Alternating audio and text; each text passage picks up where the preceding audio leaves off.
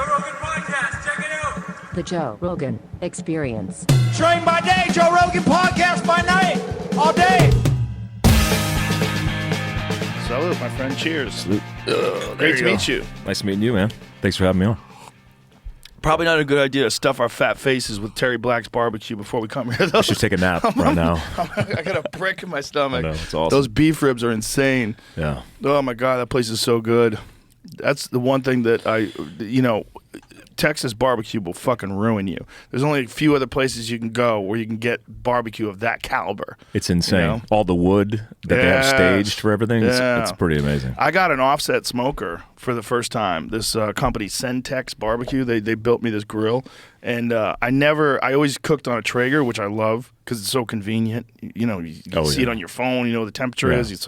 But this, I did it like the old school way. Like burnt the logs and the offset smoker, regulated it with the dampers, got the temperature up to like 250 degrees, put the steaks on, smoked the steaks till I got them to 110 internal temperature, and then seared them. There's like a charcoal grill on the side. Oh my God, it's insane. It's the best. Since you started your carnivore diet. There it is right there. So they made me that's little charcoal grill on the side, and then the other one, if you go backwards, that's the actual grill itself. That guy did a fucking tremendous job. It's like a real work of art. It's incredible, like just the craftsmanship. What's it called? Centex. Central Texas smokers. It's really super, super well done. How do you think elk would do on something like that? Oh, it does great. I cook elk on the Traeger all the time. I don't think it'll be any different. I'm probably going to cook some elk on it tomorrow night. Okay. So I'm excited. I might try that out. Yeah. So what's up, Mike Glover? What's up, man? Nice Thanks for to having meet you me. finally. I've been following your content. Years. I think I saw you talk about a bug out that I did from Phoenix to Canada, and you're like this crazy prepper guy. You went in one tank of gas. Well, it wasn't one tank, but it was. Yeah. How did you do it? So the idea from the company perspective was we need to demonstrate that bugging out is not realistic in the country. Like going from gas station to gas station would not be available. So if you bug out, you have to do it self-sustained with no support. So the idea was like, hey, get a Dodge 2500 pickup truck because the Toyota Tacoma is not going to cut it. We trimmed out everything. We put wood in the back. We put tanks of gas, like an extra spare tank, 75 gallons, which extends your range massively. And then we did an unsustained or a self-sustained trip from Phoenix to the Canadian border. No stops at a gas station, no stops for anything. So we slept out of the vehicle. We just did it on one tank of gas, essentially one tank of gas. We had to run and prime fuel into the from the reserve tank to the main tank. But it was just like to prove like, hey man, this idea of bugging out from a bad situation to a better isn't really realistic. And with one tank of gas. So like if you have $100,000 vehicle, cause you're like the overland bug out guy and you have a quarter tank of gas, then you have a big lead weight that's just nothing. I mean, you burn it to the ground. How far can you get with 75-gallon tank as a reserve? A couple thousand miles with your main tank. So most tanks 15 to 30 plus gallons, and then a reserve tank. Titan has a reserve tank about 30 gallons, and then you can get an extended fuel tank. Like I talk about this like it's innovative, like it's new.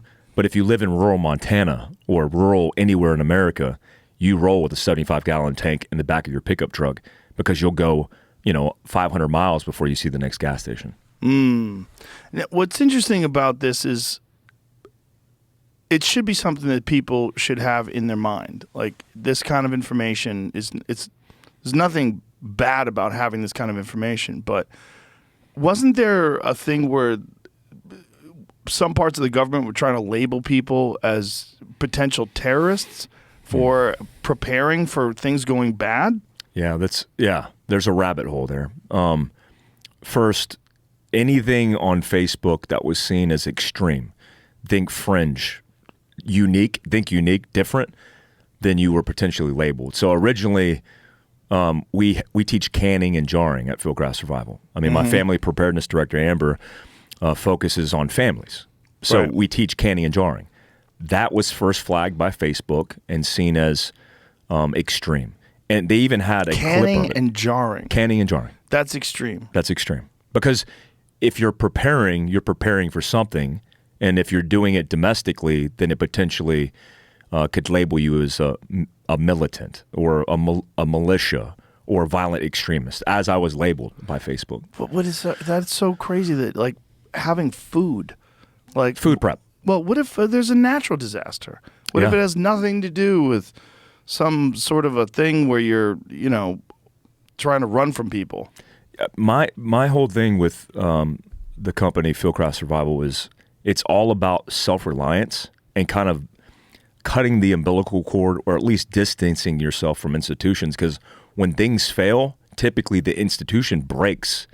It doesn't just fail, it breaks. And that causes a lot of issues. We've seen that recently with natural disasters and man-made disasters. But the education behind it is just learn how to take care of yourself long-term, short-term and long-term. And that, according to Facebook at the time and now, is extreme. How weird. So weird. A weird world. Yeah. And somebody who came from the military, like I fit all the things. I'm a minority. I'm Asian. I'm half Korean. I'm a veteran. I'm 100% service-connected disabled. So I fit all the categories. What does that mean, 100% service-connected disabled? So it means it's called total and permanent, which I am. It means I'm 100% disabled according to the Veteran Affairs Office, but also total and permanent, which means you can't, like right now, if a veteran is, let's say 100% disabled or 90% disabled, it's a weird system. You go in and you get your annual checkup, they could evaluate you and reduce your overall compensation and say, you're not 90 now, you're 60. And based on, they could say your hearing is better than it was last time. You picked up a couple decibels, and we are going to reduce your pay and compensation and reduce your disability. So in the military, if you're 100% total and permanent, it means they can't screw with you. So how are you 100% total and permanent? So they do a formula. It's weird. Veterans Affairs is a weird one. But when I got out of the military, they did a formula. And they interview you. They do mental, physical checks. They do all the diagnostics, hearing, all that stuff. And when they evaluate you, they say, okay, your left ear sucks, so we're going to give you a rating. And it's like 40% or 25%. Like I got sleep apnea. That's a percentage. When they add it all together and sum it up, it could be over 100%. Mine's like 200+% when they've added everything. And then they go, okay, then you're 100% service-connected disabled, total and permanent, which means they can't evaluate you and reduce your compensation or your stuff. So me, for example, I am 100% service-connected, but I have TBI and post-traumatic stress because of that TBI, which is kind of what I wanted. This is a weird one, but if you talk to a military guy, and Andy Stump, all these guys that are buddies of mine, when they come out of the military, especially in special operations, they don't want to say they're disabled or they have a problem, right? Or they have post-traumatic stress. So I don't know if this is luckily, but I think it's better. TBI, because the symptoms of traumatic brain injury happen to be the same as post-traumatic stress, they could label you as having that. My concern, which is a concern even today, if they label me with PTSD and said, you're 100% connected because you have PTSD, we're going to take away your guns. So the red flag laws and all that scare the hell out of me, and a lot of veterans. When I went into the Veteran Affairs for my evaluation, it was in Texas, in San Antonio. And I walked into the office, and there was a long hallway, and there were dudes doing construction in the hallway. And I heard a loud bang behind me as I entered the room. And the doctor was looking at me, and I turned around and was like, what was that? And just turned around. Like, you do that to noises, especially bangs. And I turned back around, and she goes, a little jumpy, are we? And I was like, oh, Jesus shit. Christ. Like, here we go. And we did the interview, and they asked questions like, have you been in combat? Yes. Have you killed people? Yes. Have you seen dead bodies? Yes. How many dead bodies have you seen? Hundreds. Well, we find that hard to believe. Like, what? Straight up. So the challenging whether or not a person who's actually been to combat, whether or not you've seen X amount of bodies. 100%. I find that hard to believe. 100%. Holy shit! The biggest. What does that feel like when someone's questioning you like that? It was the most disgusting thing. Like I almost got up and walked out. That was the psychologist evaluation. When I got my physical eval, it was a gentleman who was a veteran. Most of the guys are veterans. They served in some capacity, so they get it. They understand, but they're used to dealing with shitheads. And I want to be careful because there are guys who suffer from post-traumatic stress. There's dudes who get blown up. There's dudes that go through a lot. But the reality is most people who serve in combat don't do so at what I would call the tip of the spear. They're not in the front lines. They're not involved in continuous combat. They might have one rotation. So most of what they see are people who have maybe gotten blown up, maybe not even been to combat. They have the fear of impending doom has created this trauma inside of them, and then they want disability. And I'm not judging because some of those guys do. I know some of those guys, but they're not used to a guy who has an experience in combat where they volunteered for it, they wanted it, and they did years of it. So when I talked to the guy and he physically evaluated me, he's like, move your neck because mobility is a part of the equation. And I couldn't move my neck a certain way. And he goes, I find that hard to believe. You can't move your neck more than that. I'm like, I'm injured. And he goes, well, let's talk about the history of where you've been. And I started lining out my combat time. And he's like, oh, this is different. He goes, well, who'd you serve with? And I was like, I was a Green Beret. I'm like, oh, okay. So how many years in combat? Yeah, 4 years in combat. Oh, okay, well, this is different. And he almost like shifted and almost apologized to me because he's like, hey, man, I'm used to seeing garbage. Oh, okay, so they're used to people that are trying to like kind of scam the system a little bit so they don't have to work again. Yes. Yeah. Yeah, but just to challenge you on that way, I find that hard to believe. Yeah. Like I find it hard to believe you can't move your neck. Like, bitch, you don't know my neck. I know. It's like so crazy that they would immediately go to that. Yeah, and there are some VAs that are better than others. I will say this about San Antonio especially. I went to counseling because they're like, hey, you need to go to these counseling sessions. And I had a counselor who was a Vietnam veteran who lost his legs in combat. And he was a long-range surveillance guy. So he's a combat arms guy like me. Immediately we had rapport because I respected what he said. And I trusted him because we had this uncommon, unspoken experience. And he helped me through some shit. And that was beneficial for me. But there are places throughout the country that don't give two shits about veterans. They're checking the block. It's impossible to fire a GS. We know that historically speaking. From GS? A government service employee. Like the guys who got caught like they were GS civilians and they were doing vacations and all these different things. None of those dudes got fired during all this controversy.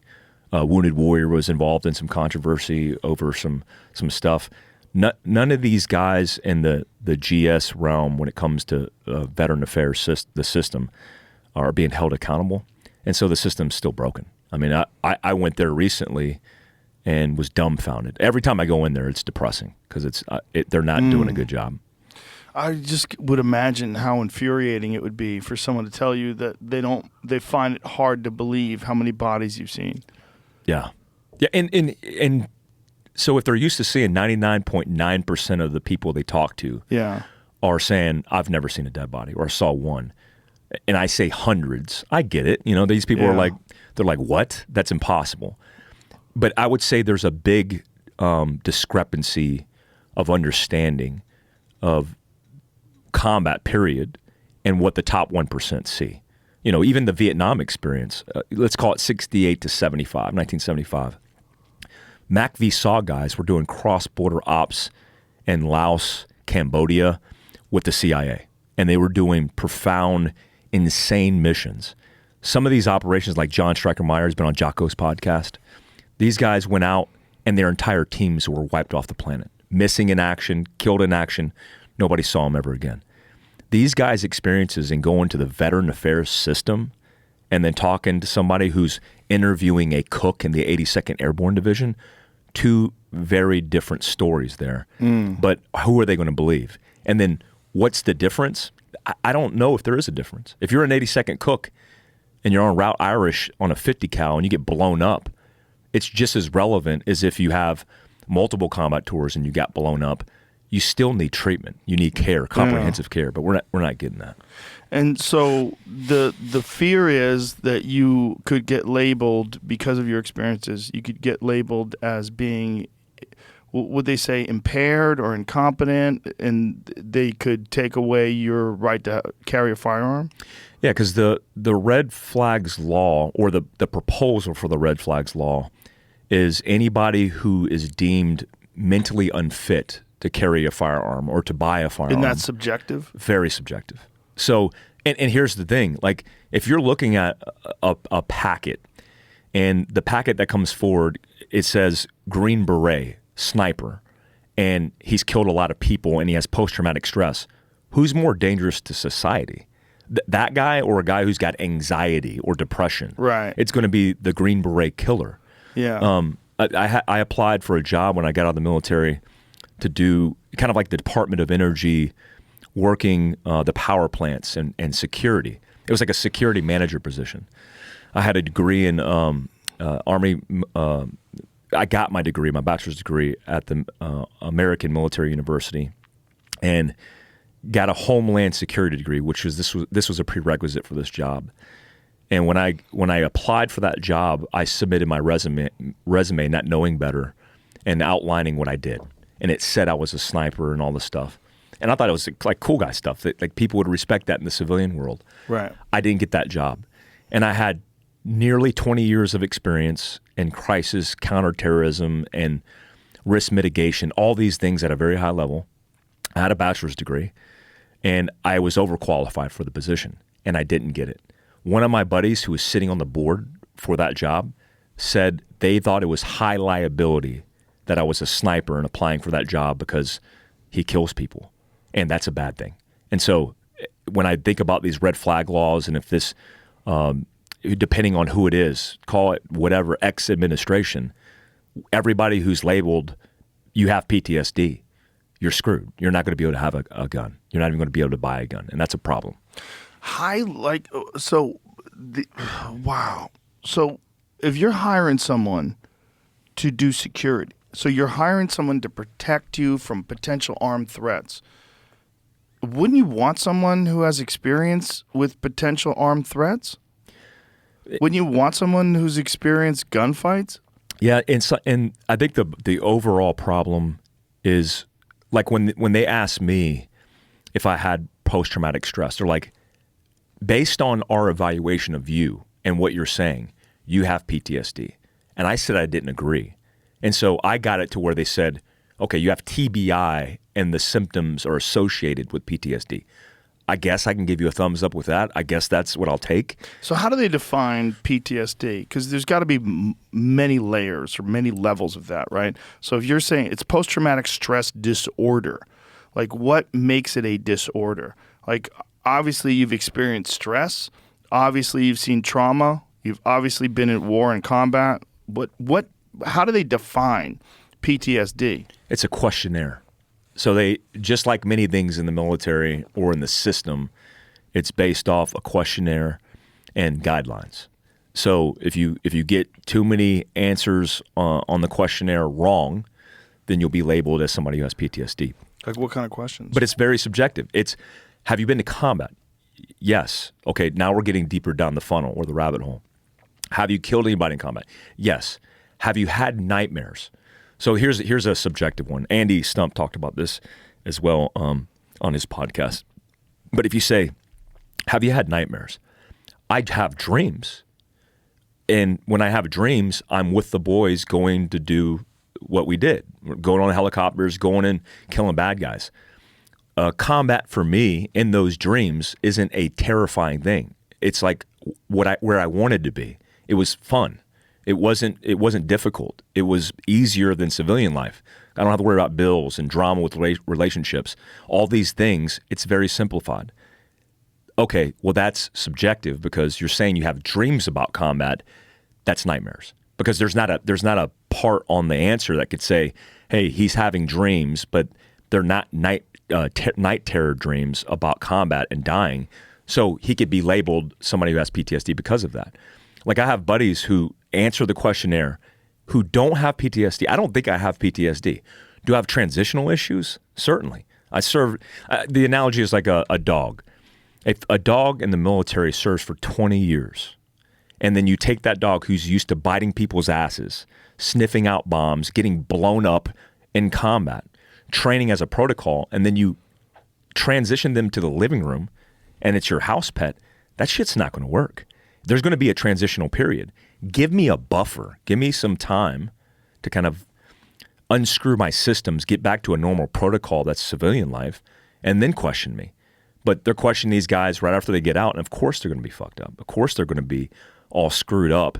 And legitimately, some guys have PTSD.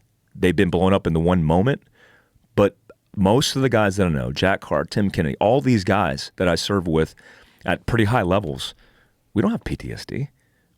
We profoundly enjoyed our experience. There's nothing traumatic. I'm not shivering underneath my blanket, worried, a concern about war. I'm actually more having nightmares about missing out on those kind of efforts with guys that I serve with who are, certainly still serving. That's such an interesting perspective for people who haven't served. The idea that you feel like you're missing out on it, and I appreciate your honesty, saying that it was fun, or saying that it's easier than civilian life. Yeah, it's the first thing. Like I transitioned out of the military in a contractor with a Central Intelligence Agency, and it was a smack in the face because, call it a brotherhood, call it tribe, call it whatever you want. I had a great run with amazing human beings. What I noticed when I went from the military to waking up in an air mattress in an apartment in San Antonio is civilian life sucks. Where do you go for connectivity, for tribe? If you don't belong to a dojo, if you don't belong to a gym, if you don't go to a church, then you don't have that feeling of purpose and that feeling of community. So I went from a place where my family were the teammates that I served with and transitioned into civilian life where everybody's worried about their own game. They're very selfish. I mean, for the first time, likely in the history of our country, you don't know your neighbors. You don't know who's in the apartment next door to you. You're escaping trying to even interact with those people, and it's fucking depressing. So I thought the military experience for me was easy. And a lot of guys who come back and have to deal with bills, relationships, all the shit that civilians deal with, that's hard. And that's the difficulty. It's not necessarily a traumatic experience in one moment in time that took place that is the PTSD. It's like getting kicked in the dick every day being a civilian when you didn't have to before because you have everything, at your fingertips. That would give you PTSD if you didn't have it. Have you ever read Sebastian Junger's book, Tribe?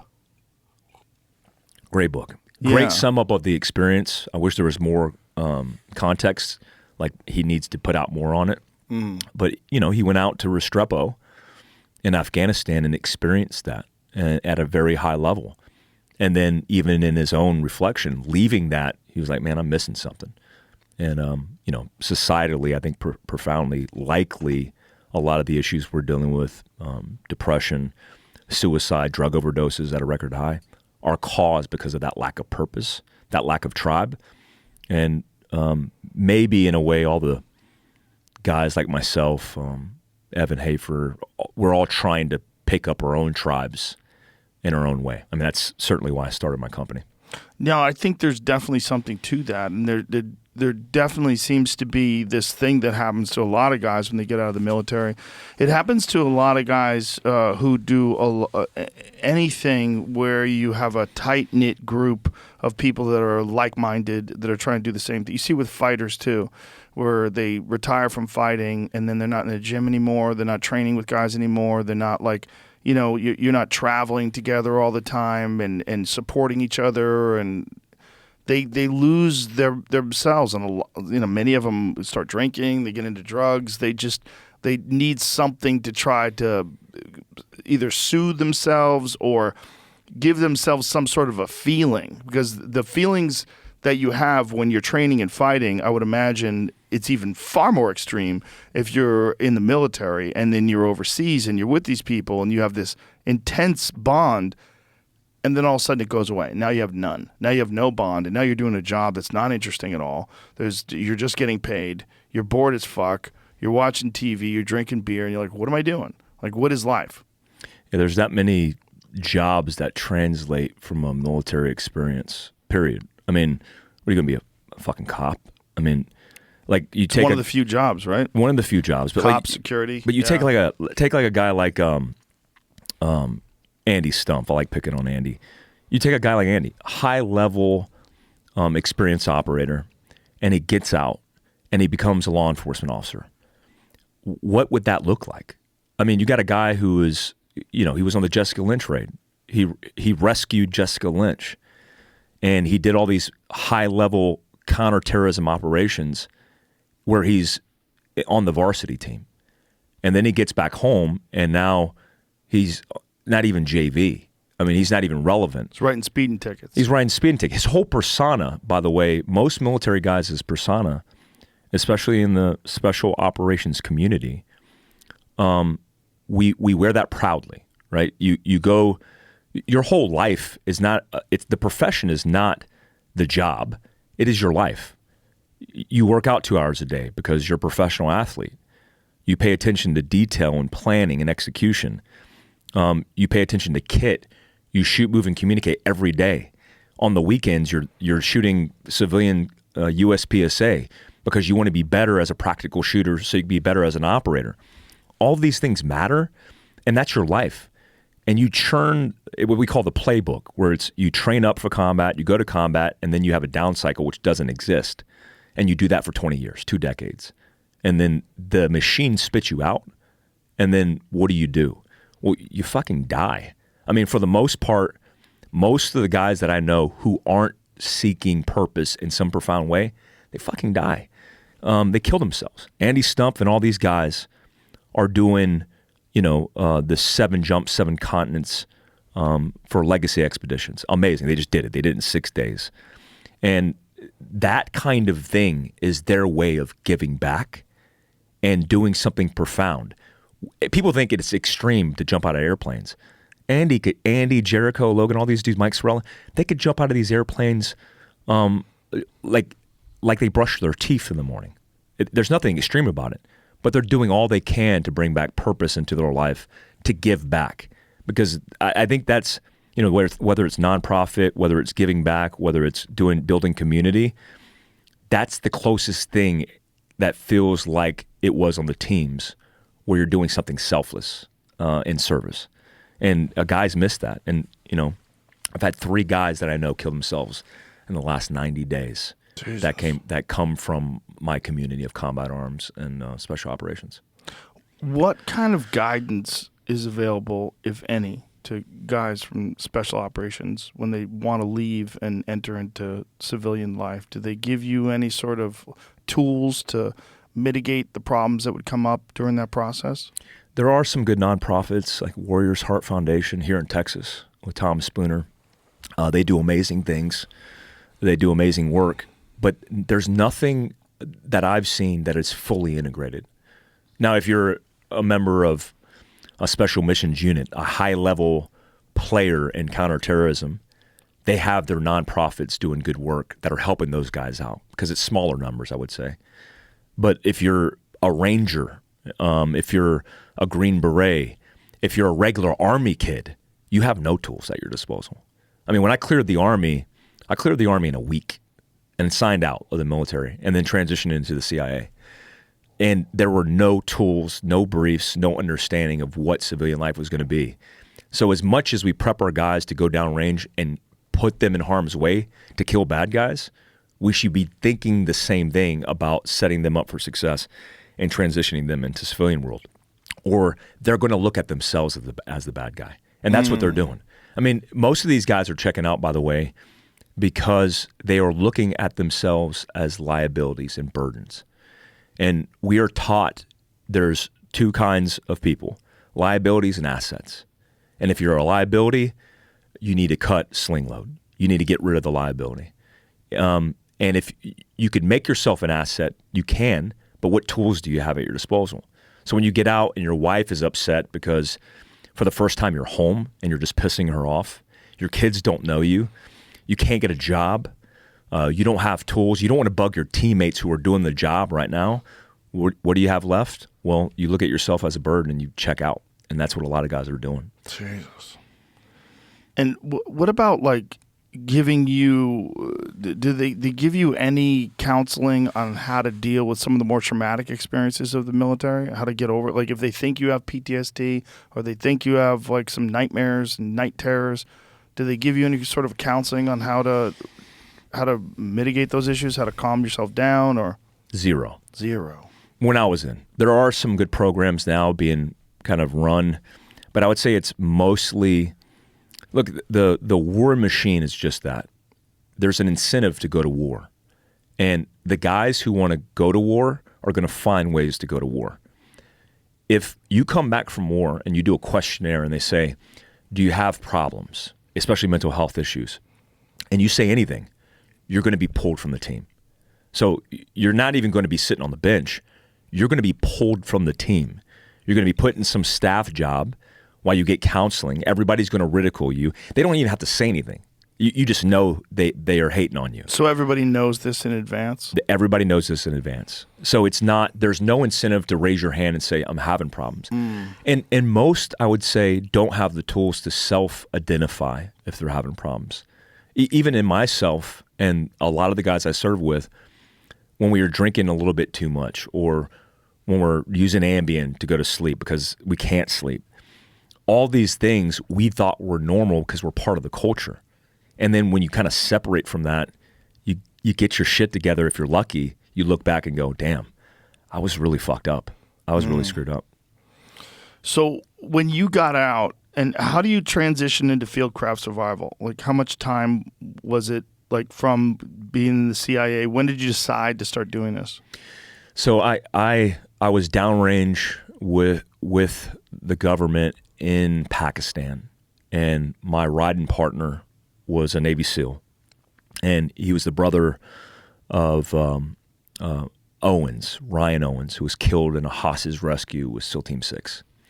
And we were kind of looking at our lives and assessing everything. And I was a babysitter for case officers. Like it's like 13 Hours in Benghazi does depict the job well. And there are some accuracies there. But that obvious catastrophe is unique. That the actual job every day is mundane. It's boring, but it's necessary. I was just fucking done, man. I was like, dude, I'm tired of babysitting fucking people. I was a reserve sergeant major here in B Caves. Big shout out to 19th Special Forces Group and Special Operations Detachment Africa. I was actually Tim Kennedy's boss, his J3 sergeant major.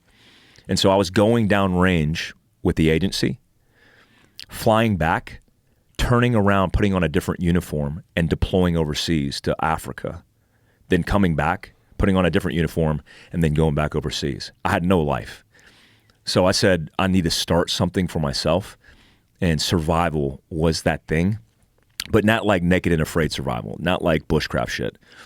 When I think about survival, I think of modern survival. Like, what do you do to be better prepared to deal with shit that's statistically probable? The vehicle accident, all that shit.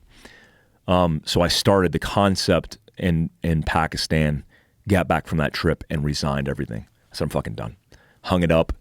And then I remember the first day of going, holy fuck, this is me. Like, whatever I do right here, right now, it's all up to me. I had $25,000 of big baller contracting money to go to work, and that's where I kicked it off. So you just started from scratch, like, let's make this work because we have to. That's it. I had no options at that point because I had no fucking life. I mean, my life up until that point was serving in a military or government contracting capacity and chasing the fucking rainbow. That's what I was doing. And you just realized you couldn't do that very much longer. I realized, like, looking at teammates that were 50 plus years old who were making $50,000 a trip, going back home, blowing it on dumb shit, buying the next Harley, the next pickup truck, getting broke, and then coming back doing it again for decades. That's not the overall experience for most, but seeing that, I was like, I don't want that. I want a life. I wanted a family as well. And so how difficult was it to sort of craft this fieldcraft survival program and then to get it out there, to get it to the point where now it's like it's a big thing on social media and you've got a huge following and a lot of videos with a lot of views and it's very popular. But like, what was that like to try to get that launch? Because you were essentially starting from zero. Dude, it's the hardest fucking thing. And like, it is, there's not a survival industry, right? If you think survival, most people think naked and afraid, bushcraft, rubbing sticks and shit together in the woods. So the idea of modern survival didn't exist. So we knew we were pioneering kind of a new thing. And every business advice that I got was, don't do that because it's too much. It's too much shit. Also, when you look at preparedness as a whole, it's got a bad stereotype, the tinfoil hat shit, right? So I had a lot of stigmas to break, stereotypes to break through, and then I had to create a protocol. One of the first things that I did was I read a book called Survival Psychology by John Leach, which talked about the reason people live and the reason people die. And I was super interested. Limited information out there on survival psychology, by the way. John Leach described the reason people live and people die, and the sum up was a formula he called 10-80-10. Have you ever heard 10-80-10? No.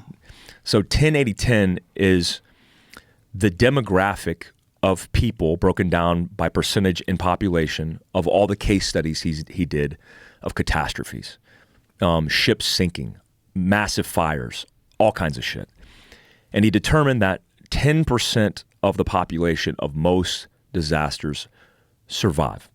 And the reason they survive is because they make rapid decisions, they adapt in real time, and they come from lines of work where that's necessary. The military, law enforcement, teachers, people who are cognitive under stress in the moment and make the right decision. 80% of the population is broken down about 50-50. They're guys who have good intent, they make the decision, but on a second floor fire, they'd run to the third floor, they jump out and they fall on their fucking head, right? They had a plan, but it just didn't work out for them. And then the bottom 10% is the bottom of the barrel, where 10% of every catastrophe, people are just going to fucking die. They're just going to do something. They're going to jump off the boat when the boat's sinking, not realizing or forgetting they can't swim. And they hand out life preservers to everybody else but themselves. They jump in the water and they fucking drown. So when I assessed this, I started looking at psychology, statistical probability, and I realized I needed to create something in the preparedness world that was realistic. Because a lot of guys, they talk about things in, the apocalypse, the worst case scenario. What I wanted to do is kind of sum it up to a question I had, and this was my business kind of hypothesis. Why do special operators go out and do the most dangerous missions in the world and survive? Like if you took me and my team in 2007 under Task Force 16, we were working with JSOC. So you got 22 SAS British operators, you got SEAL Team 6, you got the unit, you got Ranger Regiment, you got the Commanders in Extremist Force, which I was a member of. They're going out every night with good intelligence of Al-Qaeda and crushing dudes. In that trip, we lost a couple SAS guys. So the British commander came out and gave this go to war speech. We all had our kit on.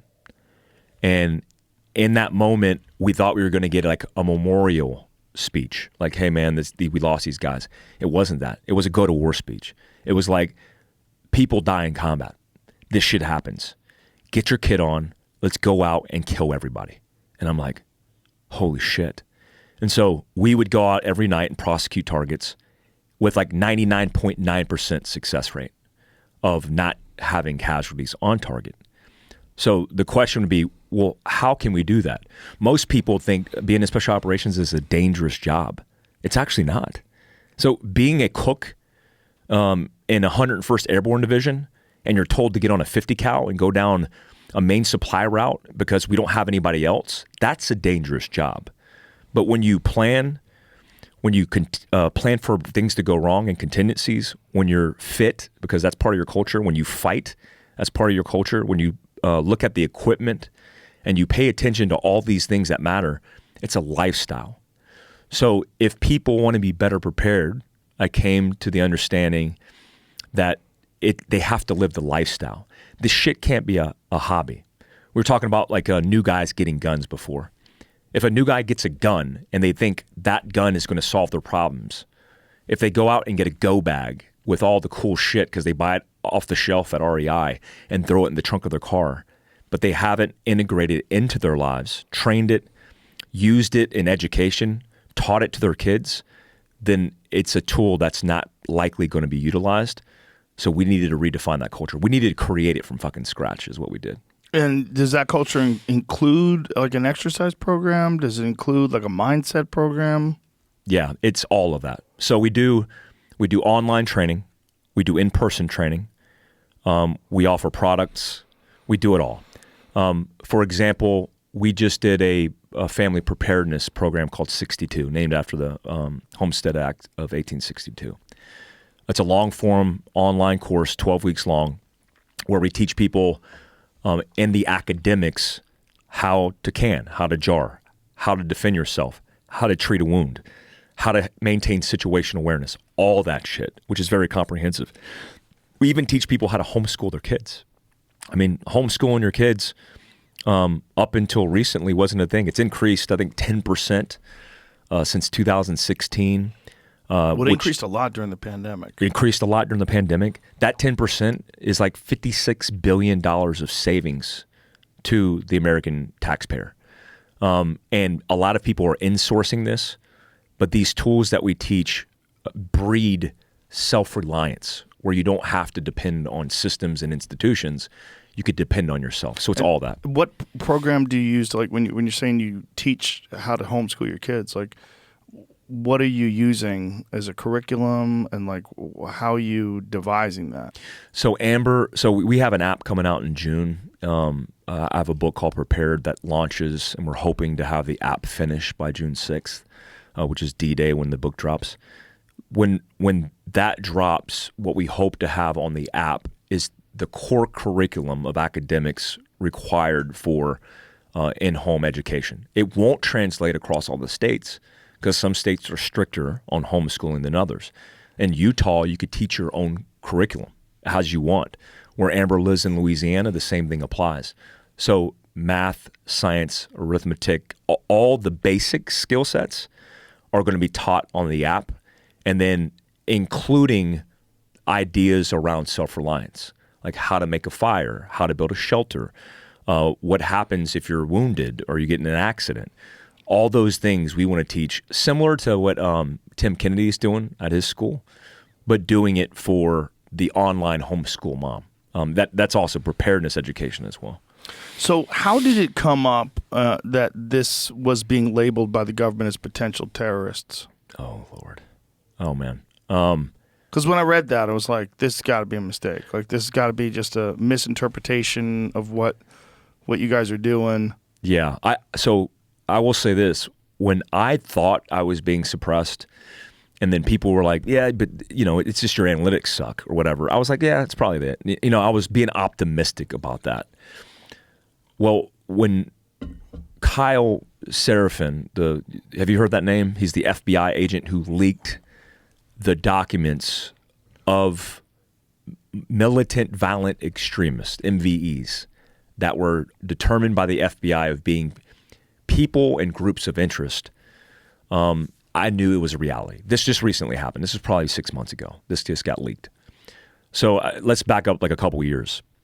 When I started a group called American Contingency, the idea for that group was coming from the issues in Chaz. Remember Chaz? Like that little shit community.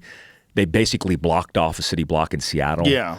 And a rapper did that. And the police told the community, the police chief told the police through an email, we will not respond to calls in and around the area of Chaz unless it's a mass casualty event.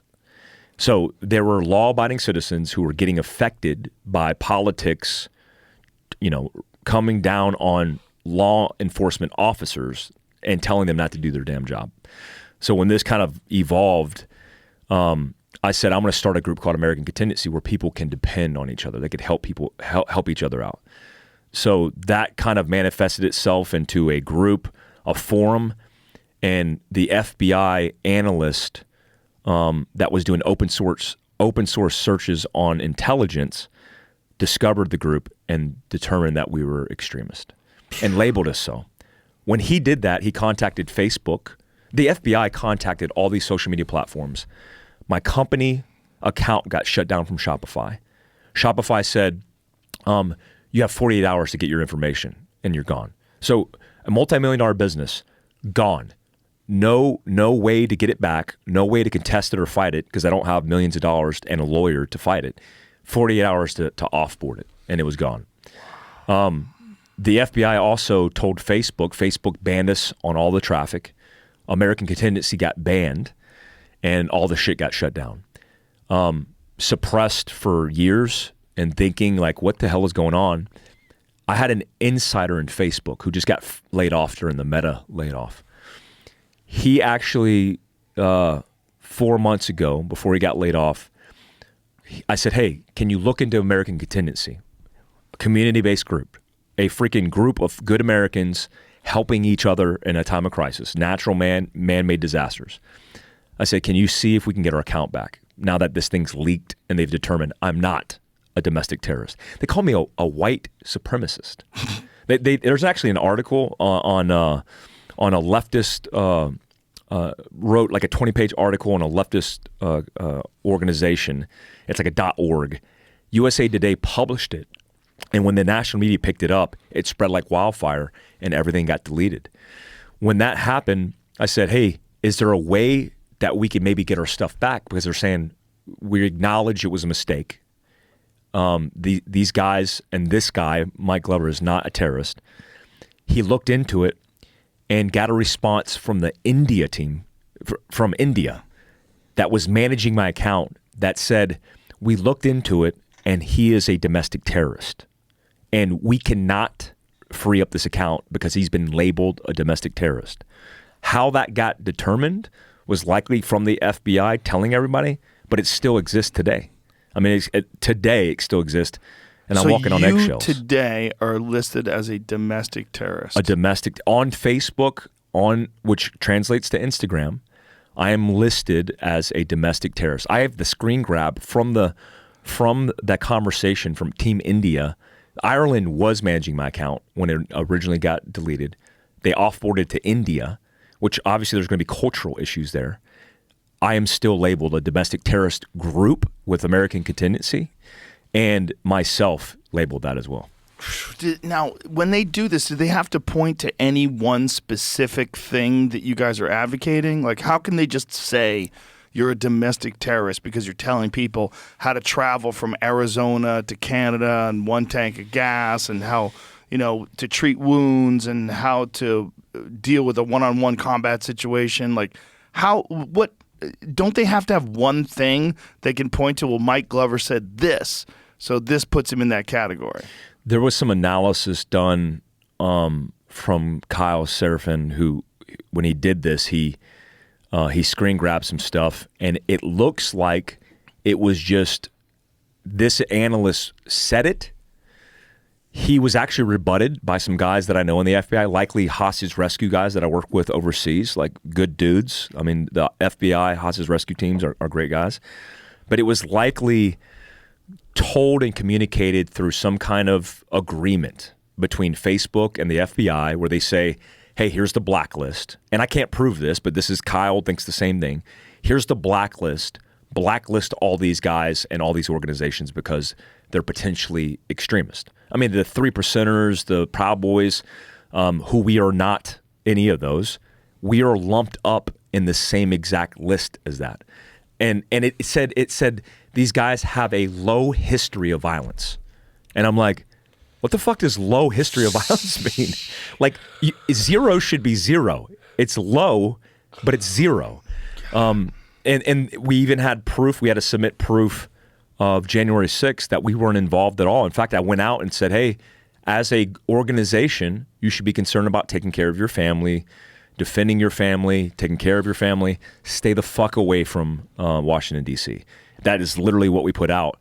And still, that wasn't enough to get us off the list. It's that you have to prove that you weren't involved in January 6th. How nutty is that? Crazy. Instead of them showing, hey, you were involved in January 6th, you have to go out of your way to show that you weren't where something like that could be the case with every fucking event that happens in the world. Prove that you weren't here. Prove that you weren't there. Well, a lot of the guys who were getting rolled up, they were doing assessments of CCTV cameras and just using facial recognition to identify dudes and just go roll them up. And I never thought to ever go there because the whole thing was fucking dumb to me. But I'm like, dude, imagine if I showed up with a correlation of, hey, this guy's labeled a terrorist, he's on site. Fuck, I'd be the commander of terrorists. I mean, that's enough fidelity to get me lined out and go, this dude's in prison. I mean, that would have been me. With your background, especially since they've already decided to label you. Yeah. It's just so nuts to me that you have to prove that you weren't a part of something when there's no evidence that you were. Like, that the burden being on you to prove that you weren't there is so crazy. The guy who wrote this, it's Googleable, but if you probably put in Mike Glover domestic terrorist, a couple articles will launch. They had pictures of me and a whole bunch of people in Heber City, Utah, where my headquarters is at. In those pictures, we were doing community events raising money for charity. And they were calling, they said like Green Beret teaching militia, all these different tactics. Dude, it was actually impressive writing. It looked like AI wrote the shit, like that chat shit. GPT wrote it. Because it was so well structured that if you read it and you didn't know who the fuck I was, you'd be like, this dude's a terrorist. And dudes were blowing me up. Like guys were hitting me up on Twitter. They're like, oh, this guy's a fucking terrorist. And I'm like, I can't believe this is happening. Like all I want to do is, I feel like I earned it. You know, I had the 20 years of service. If you asked me that 10 years ago, I'd say, no, I'm still earning it. I feel like I earned it. I'm an entrepreneur running a business, trying to live my best life, and I want to be left the fuck alone. And now I'm being labeled a domestic terrorist by the same organizations I worked with and for. And no advocating whatsoever about trying to overthrow the government or attacking people or taking back your rights or storming the Capitol. Nothing. Zero. All of it, I've seen your shit. All of it is about being prepared for natural disasters, for the grid going down, something happening where you have to protect yourself or your family. That's it. That's it. And if anybody learned anything during the pandemic, they should have learned that we have a fairly fragile civilization. If the grid goes down, if a natural disaster happens, if something goes sideways, look, with a disease that kills a very small amount of people, shut the entire country down. And it wrecked the economy and fucked up a lot of people's lives. And we didn't learn from that. We didn't learn like, hey, you know, maybe we should have some food stored. Maybe we should have some contingency plan. Maybe we should have a full tank of gas always when we park our car at night so we can get out of town. Maybe we should have, you know, firearms or, you know, fishing poles, like fucking something. Maybe we should have something. The idea that nobody can look at that people can't look at that and go, oh, this isn't domestic terrorism. This is just smart. This is just being prepared for disaster. This is being prepared for worst case scenario. The idea that being prepared for a bad case scenario makes you a terrorist is fucking nuts. That's really crazy. Yeah. It was a kick in the dick for sure. I mean, and that it could affect your business like that. They could shut you down. Yeah. When they shut me down, my merchant service account at the same time shut us down. And you can't fight that. You can't say, like, what are you talking about? How are we a terrorist? No, but we tried to rebut it through emails, but they're like, nah, this shit, we're not going to, you can't do it. You could do it with millions of dollars and a lot of litigation over the course of time, but you don't have the ability to do it, and we couldn't do it. I couldn't afford to do it. And they don't even have to have an example? No. No recourse. And it's still I mean, as far as I know, from 4 months ago, Facebook. If you went in and you tried to type in AmericanContingency.com into Facebook or Instagram as a algorithm, it detects it and will shut it down. They delete. My mom is an entrepreneur, Korean immigrant. Well, she married my dad when she was when my dad was stationed in the army in Korea. Brought her over, started her business from scratch. Like put a one chair salon in our garage that was dirt garage, put concrete down, and started that business from the ground up. Worked 29 years at this point building this business. Had a Facebook account with a few thousand followers in Fayetteville, North Carolina at Miwa's Beauty Salon and Spa. They deleted it. They deleted her account because she reposted something from that account saying something like, "I'm proud of my son." And they deleted her account because anybody who reposted the link immediately got their shit deleted with no explanation, completely deleted forever. When did this become a narrative? Like, when did being prepared? Because, they used to have those prepper TV shows, and a lot of them just seemed paranoid, and some of them just seemed wise. Like, some of them just seemed like, hey, it'd probably be a good idea to have some food laying around. Probably be a good idea to have a plan in case anything goes bad. Well, when did it become a narrative that someone who's preparing is a potential domestic terrorist? I think it was the onset of the COVID. When COVID happened, we were talking about preparedness years prior to this. In November of 2019, after watching Bill Gates' documentary on basically COVID, I think it was on Netflix, and he was talking about pandemics and all the potential for mass catastrophe and loss in human populations. We talked about it, and it was a thing. Like we said, hey, like these are things you got to be prepared for. Look, our mission statement is we want you to be best prepared. We don't care what walk of life you come from. Being prepared needs to be inclusive. I hate that fucking word, but it needs to be inclusive because disaster is an equal opportunist. It doesn't give a fuck who you are. It doesn't care what race, what wealth bracket you come from. It will hand you your ass. So our thing was, if you plan for the worst case scenario, by default, you're covering everything in between. So yeah, we use in our verbiage worst case scenarios, but we're not trying to be doom and gloom because we're talking about practicalities. My guys teach self-defense. 2019 is the last statistic. Around 400 justified shootings according to civilians. Not a high probability you're going to be in a fucking gunfight, but you should learn to defend yourself and your family with responsible firearms ownership and gun handling. That is not extreme. But when you sum it up and you say, we're a preparedness company, and who owns the preparedness company? A former CIA bootlicker, a fucking a Green Beret sniper, whatever the narrative is, then we fit the narrative for them. So you fit the Bundy Ranch sort of 100% militia. Yeah. Yeah. Yeah. I mean, what is it? Ruby Ridge. Yeah, Ruby Ridge. Yeah. But the idea that they could just label you like that without any examination and that all it has to do is being prepared. But so then it becomes at what level is preparedness terrorism? Like, can you have food? Can you have guns? I don't think you can. Can you have water? Like, at what level are they worried about you? And when you're not saying, hey, we need to overthrow the government, all you're saying is, I don't want to die if the power goes off. Like, how the fuck does that make you a terrorist? Yeah. Well, and if you look at it too, it's a good relationship and collaboration with guys like us, companies like us, and the government, because we're straining the government less. Yes. Right? So when you look at this bomb cyclone that ripped through our country, this bomb cyclone came through and then brought a wave of rain across the country that dumps snow. Rain comes in, it floods everywhere, it fucks up everything. One of the issues were like in New York. There was a girl, 22 years old, who died in her car on a city street 6 minutes from her home. She spent hours in her car FaceTiming, messaging her family, and was like, I'm stuck. And I don't know the cause of death, but I likely would venture to say it was probably the snow covering the exhaust, and she died of carbon monoxide poisoning. because that happens, right? If the snow covers the exhaust, it backfills into the cab, through the engine and into the vents, and you die of carbon. You simply go to sleep and you die.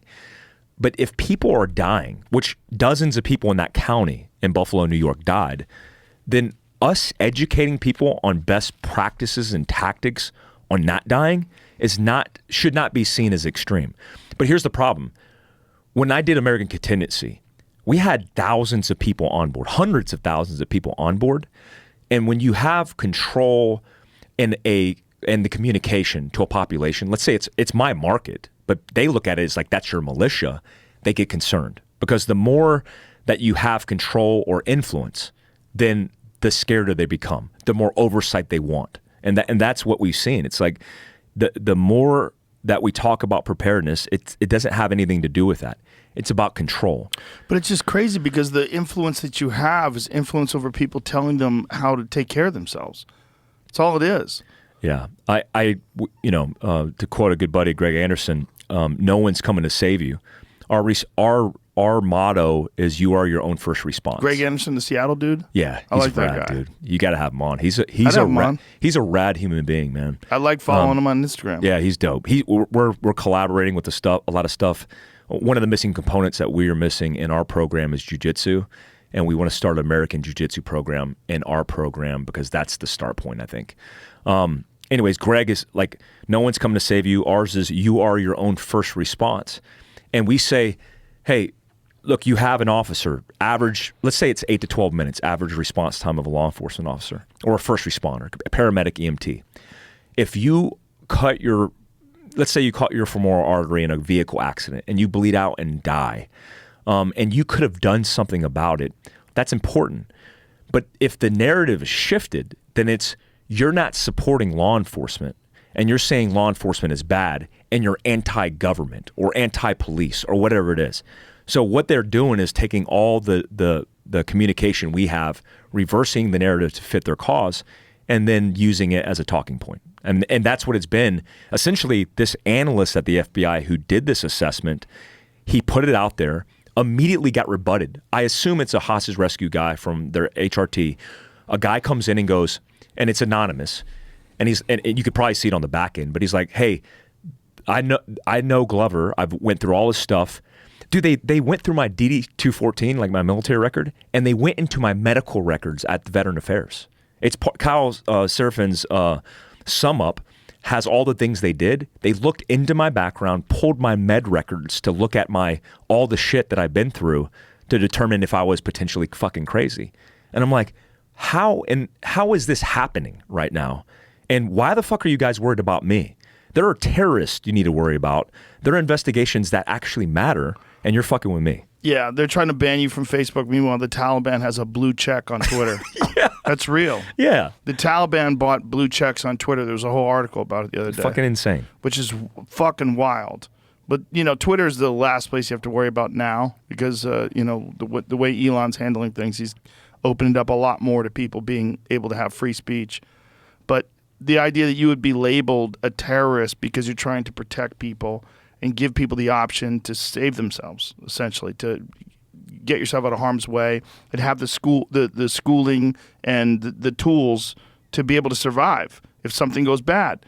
The idea that that's domestic terrorism is so fucking crazy. Like, I really wish there was a recourse. I really wish there was some way for you to not just get everything back, but people, you can't just do that. You can't just decide that people can't prepare for the worst case scenario and lump them in carelessly and recklessly into terrorist groups because you don't like that idea for some strange reason, because in your head you've equated preparedness to domestic terrorism, which is so fucking stupid. Yeah. It's like, what do they have in common? They both are worried. Like what one is worried about is very different than the other. That's like, what does a serial killer and you have in common? Do you both sleep? You both drink water? Like, what the fuck are you saying? Yeah. It's like there's a real value in knowing what to do if something goes bad. How many people in that Buffalo freeze could have saved their lives if they had some sort of a prepared plan, if they had a bug out bag, if they have, it's like a sleeping bag in their car so they didn't freeze to death. People froze to death in their fucking cars. Yeah. What if you had something, some sort of a blanket? Like, I have friends that live in Alaska. They don't go anywhere without something in their car to keep them warm. If something goes wrong, you get a blown out tire and you're 100 miles outside of town, you're fucked. Yeah. Like, you're staying put and you need to stay warm. And those people are ready for that. Like, are they terrorists? Must be. What the fuck? It's just this nonchalant ability to just recklessly label people because what? Because they have a military background? Because there's little boxes that you want to check, so you want to be able to lump them easily into a dismissible or even worse, a marginalized. A group of people where you're able to just like stop their progress, stop their business, stop their influence. It's fucking crazy. It really is. Yeah. Ted Cruz is the only. I mean, there's been a few. Ted Cruz grilled the FBI director when this shit happened, and Kyle told me they deleted it the next day. So it was up on and whatever their open source system was. It was up. They deleted it the next day after that was done. But this isn't new. I mean, this has happened. Like Ruby Ridge is a good example. Yeah. You got Ruby Ridge, by the way, is seen as a success by the FBI, Which is crazy. which is fucking bananas. Tell people if they don't know what Ruby Ridge was. Tell Yes. them the story behind it. So Randy Weaver, a Green Beret from Vietnam, shacks up in rural Idaho, and he decides that he wants to have a life off-grid. And the FBI, doing an investigation with the ATF, finds out that he has some kind of gun issue. And they need to do an investigation, and they need to go on site. But it's crazy because there's similarities with our situation. You find out the guy's background. Like if you're developing a target packet on a bad guy, you would want to know the guy's background, right? That's the first thing you do because you want to assess potential risk to force and you want to mitigate risk overall. What's his background? Green Beret, Vietnam. Oh, fuck, right? Then everybody gets all fucking crazy, right? They start going, oh, we need to find out more. So they do surveillance. They don't just do off-site surveillance. They don't do long-range surveillance. They get in ghillie suits and low crawl to his fucking cabin, right? In ghillie suits. His son and his dog are out on the property because it's his fucking property, and they discover these guys in ghillie suits. The son raises his rifle, shoots and kills one of the FBI guys, and the FBI guys kill his son. So what would you do if you own property in rural anywhere in America, you hear gunshots, and your fucking son's dead, and you don't know what's going on? And it's a bunch of dudes in ghillie suits. So he winds up locking himself and barricading himself in the cabin, and then they deploy the FBI hostage rescue team, HRT. I actually interviewed one of the guys that was he was in the sniper site as a sniper for FBI HRT when this went down. So long story short, they kill his wife as well, shoot his wife. While she was holding a baby. They think, talking to one of the snipers, they thought that he was charging them into their position, but he was fake charging. He was making like a gesture like he was charging. So they got panicky and they started breaking shots off at him. I don't know if they wounded him, maybe wounded him, but he gets back inside, and so they dump the next person they saw, which happened to be the wife. So they end up barricading the place even more, and his ex-commander is the one that basically does a call out and gets him to negotiate and then eventually gets him to surrender. So all this is said and done, the FBI is found in the wrong. They sue the FBI, they win. It's a insanely controversial topic, but if you look at the FBI, two of the successes, I mean, there was guys who got awards from the FBI on that fucking mission. Even though it was proven that they were in the wrong. Yeah, even though it's proven they were in the wrong. Like Waco is a good example of it as well. But this is what I'm talking about. Like there's a breakdown between organizations in the government and their powers that be. and likely a cascade, a tipping point of mistakes that cascaded into the catastrophe that it was. But that's the problem. I mean, we're seeing those things now. Like, what I do with my business in a free society is none of your fucking business. So if you are the director of the FBI and you know agents are probing into people's lives who happen to be veterans, happen to be minorities, like fit all your shit, and they're fucked up, those dudes need to be fired. And you need to make a statement to the public letting them know, hey, we're not fucking around here. We don't want constitutional rights infringed upon. This guy was wrong to do that. And what happened on our end, nobody cares that we potentially lost our, me and my marketing director, Rob, stayed up for 72 hours and built everything back from scratch. I had a guy, and I was teaching at Gritter Sports in Dallas, Texas, a couple days ago, teaching a pistol course. And one of the guys was wearing a Fieldcraft hat. And he goes, you know where this hat's from? I was like, my fucking website? Like, no. When you guys got shut down by Shopify, I bought a hat. And when I got shut down, we were losing everything. No revenue coming in, everything. The business was gone. I put on, hey, I'm selling hats through Venmo or through PayPal or Venmo. You could buy these hats. This will keep my company afloat. If you're interested in supporting the business until I get this unfucked, please help. $15,000 worth of hats in a couple hours. And one of these dudes bought these hats. That's nice. But amazing support from our community. But that shouldn't be happening to Americans. And my story, like, man, like we work through it. That's what like good dudes do with good people. Like I got a great team. We just fucking work through it. We adapt, we improvise, we like overcome these obstacles.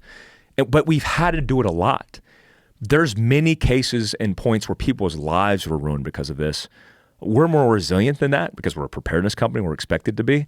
But there's dudes who are fucking getting crushed and destroyed. Their lives getting destroyed. How is Tim Kennedy experienced any similar kind of pushback with his sheepdog organization? Yeah. Not as much with sheepdog. But it's the same kind of thing. The same kind of thing. Like, it's funny because people always tried to put us up against each other because they're like, oh, basically you're like a sheepdog response. Well, technically I started before Tim started sheepdog response. Also, you're friends. And we're fucking buddies. Like I would support sheepdog response in any way, and it's a great program here in your backyard, by the way. It's in Austin. It's based out of Austin.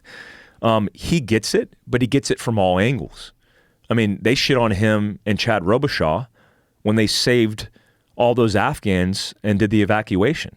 I mean, they were shitting on those guys like, oh, you guys are bootlickers, you guys are rebels and cowboys. It's like there's always somebody to try to shit on. And we get it enough by people who are fucking dumb. We don't need the government to get their nose in it as well and screw things up, which they are. They're overreaching a lot. I just can't understand why they would equate someone preparing for the worst case scenario and giving people tools to stay alive. I just don't understand how they could just shut down your Shopify, shut down all these things. It's when I start there. This might be an example of how the mindset is. When I started my company, I had military guys go after me and say, "Why are you training civilians?" Because a military guy from the soft community, they don't come out of the soft community and teach civilians typically. They teach law enforcement, military. And guys are like, why the fuck would you train a civilian? Like, there's nothing they need to know. Like, what do you mean? There's nothing you need to know. Like, well, you're teaching them all these advanced classified tactics. I'm like, dude, one, I'm not that cool. Two, I don't teach anybody any classified tactics. I teach them self-defense. I teach them situational awareness. I had a guy who goes, Mike, you guys are teaching people TCCC, Tactical Combat Casualty Care. And it's a course, right? You have to go through the course. Like, you shouldn't be teaching those guys that. They need to be EMT. They need to be paramedic. You could build a fucking Tesla, like a homemade Tesla, chopped in your garage from a YouTube video. And they're getting offended that I'm teaching somebody how to apply a tourniquet that you could learn in 3 fucking minutes to stop the bleed from getting injured in an accident. Do you think it's just because the way it looks to them without examining it and having a conversation with you about it? Yeah. I mean, a lot of all of this is because there's no context. There's no conversation. Right. That's it. There's no explanation. You see the headline, and then even if we're talking about the bug out course, well, that's extreme. I don't know about that. I don't know about those guys, the tinfoil hat guys. I'm like, well, if you give me a couple minutes to explain my case, we have a lot of liberals who are in fieldcraft survival because they were disaffected by all the shit going on in California and LA, and they said, man, this doesn't seem radical. I need to know how to shoot a firearm.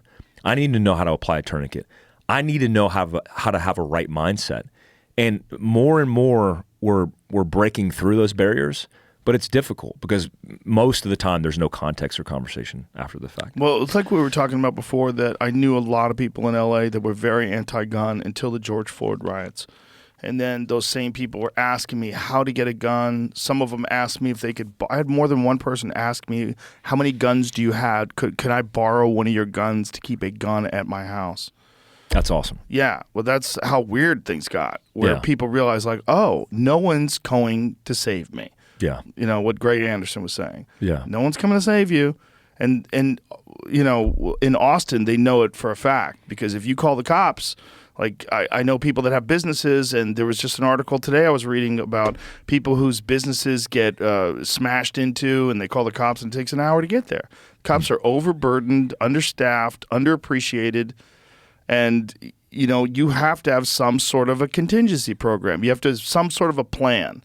You have to have some way to protect yourself. You can't just plan on this system being there for you, and especially in the case of a natural disaster. Yeah. I just was furious when I was hearing that you were being labeled in that way and that they were ruining your business. I'm like, that just doesn't make any sense. It's a valuable thing to learn. It's a valuable thing. You can choose not to incorporate it into your life. You could choose to. But the idea that someone teaching something is that going to be the case with everything? Is that the case with jiu-jitsu? Like you know how to fight, so you're dangerous, and we don't want dangerous people. Is that what it is? I mean, at what point in time do you decide that preparedness and being someone who plans out for the worst case scenario is a bad thing? I think you remember back in the day. I grew up in ninjutsu. I took ninjutsu back in the day.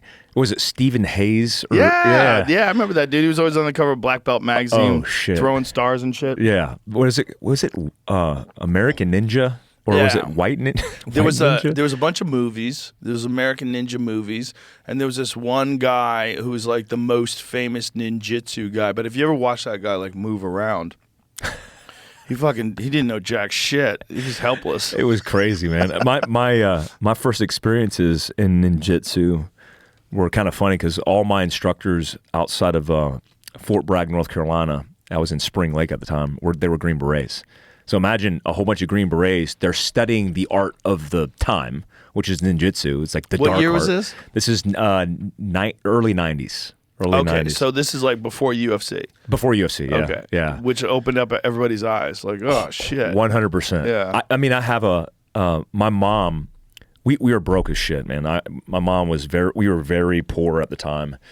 And she couldn't afford a lot, but she was like, I took Taekwondo like every Korean kid in Fayetteville. And was like, this is lame. I want to do something a little bit more aggressive. Is there something like a dark art or something? A dark art. there wasn't BJJ. I wanted to practice katana fighting with wood katanas. And a ninjutsu studio opened up in Spring Lake. And I go in there, and one of the first classes that I had, there was mirrors in the dojo. And the instructor comes in, and he goes, Mike, I want you to stand in that mirror. And I stood in the mirror, and I'm looking at myself and just like staring at myself. And my mom's kind of looking, and she takes off. She's like, I'll be back in an hour. She comes back, and I'm looking at the mirror thinking in my mind, oh, this is just part of the thing. We're going to do some meditation, like whatever. Like we're just going to do this and then get to work. He leaves us there for an hour. Staring in the mirror. Staring in the fucking mirror. And my mom comes back, and she like looks at me, and I could see her out of the corner of my eye. And I leave with her, and she's like, what the fuck is going on? Like, I pay good money for this. And you stared in the mirror. And you stand in the mirror for an hour. What is going on? I don't know if it was like a tactic or whatever it was, but I actually learned a lot about myself in those many instances. I don't know if that's practical, but for a kid who had probably ADD at the time, having to stand still for an hour and stare at myself for an hour, you figure your shit out really fast. You figure your happy place. You become more disciplined. And that's hilarious that it actually worked. Yeah, it actually worked. Because there's a lot of those guys that existed before the UFC that were just frauds. There was a shit ton of them, and they would start their own schools, and they would teach people, and they literally didn't know how to fight. They were making shit up. They were making shit up. Yeah. There's a lot of that. My friend Eddie Bravo went to a place like that. He started off at a place that was just making shit up. And his instructor pretended that he was going off to China to train. And then Eddie saw him in the parking lot at a fucking supermarket.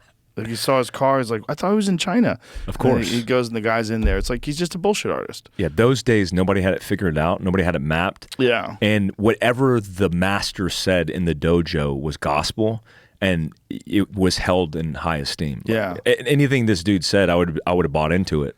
Do you ever go to fakeblackbelt.com or McDojo Life on Instagram? They're funny as shit, man. There's so many of them. Yeah. There's so many fake martial artists still out there. They're still doing it. It's amazing that they still exist.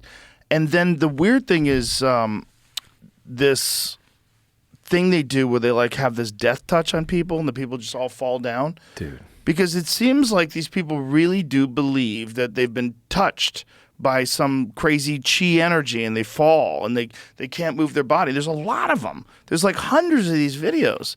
It's like, what is that sort of mass psychosis? What is this, like hypnosis? Like, what is it about that death touch thing that it's so prevalent? Yeah, it's like, what do they call it? It's like survival surrender is a term in survival psychology where you submit and you just give up. It's like a primal instinct in us to have like a mechanism to kind of give up when there is a last ditch effort and we just kind of pass out. It's like whatever that mechanism is. Same thing happens in church, like with people speaking in tongues and they touch. My mom was going through some shit when I was a teenager. And we used to go to different churches all the time because she was like experimenting and figuring out her shit. And we wound up going to a tent one time. Like a Pentecostal? Yeah, dude. It was snakes? They had all the shit. They had snakes? They had every fucking thing. It was fun. I looked at my mom and was like, what is going on? Like, why are we here? And they brought up my cousin and I in front of everybody. And this dude tried to do the thing on our heads. And my cousin fell. And I'm like, oh my God, like he's been touched by God or something. He touches, I'm thinking he's going to shock me and I'm going to be laying next to my cousin. Right. And he pushes on my head and I don't feel anything. And I'm waiting for it because I'm thinking like my cousin just dropped. I trust my cousin. How old are you at the time? I'm like 15. And he hits me and I'm like, nothing happened. I look at my cousin and he opens his eyes and he's like looking at me and kind of smirks and I'm like, oh fuck. So he hits me and I fall next to him and we're laying at each other, like looking at each other, smiling. I'm like, dude, what the fuck just happened? And my mom, after that, she's like, I'm sorry guys. I didn't know it was legit. She was trying to go through. And so you just had to lay down. You had to pretend. Just like, we had to pretend. Oh my God. I think a lot of it is that peer pressure. You just. Oh yeah, for sure. Yeah, if you don't do it, you're the guy who doesn't do it when everybody's doing it. Well, I mean, I can say as a kid that started out in martial arts as a young teenager, when you go there, your instructor has this power over you that's beyond, like, they're not just a mentor. They literally are a master, and they're the ones that are going to teach you martial arts. And you know, I was a pretty disrespectful kid, but when I was in martial arts, everything was yes sir, no sir, and you know, I had like great reverence for the dojang. Like I didn't treat it in any way like with disrespect. You never did that. So like, if you have that, but my instructors were legit. They didn't try to, you know, give me any death touch. But if they did, who fucking knows? I mean, maybe I would have like. Maybe you just don't want to admit that your guy's a fraud too, so you just kind of like go with it. Yeah, he's a mentor in your life. Yeah, and if the mentor's a fraud, then it kind of screws up everything you worked hard for. Well, martial arts and cults, they're very similar. Yeah. Especially like traditional martial arts.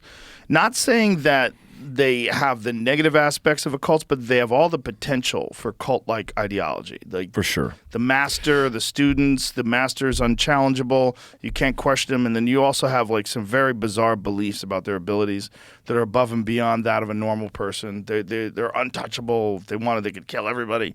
And I think that's like what happens in cults. You know, you were talking about Waco. I think the only way you let some guy fuck everybody's wife and take all the money and stockpile guns, like, you have to really believe that this dude is in touch with God. Like, you have to really, really buy into it. And I don't know what it is about people that want to believe something that's like that this one person has these extraordinary connections to the higher power or the extraordinary power above and beyond that of a normal person. I don't know why that is that people want desperately to believe that there's someone like that out there. Yeah, I think everybody's looking for something. And when they find that, and maybe just a glimpse, they, like you said, they want to believe it.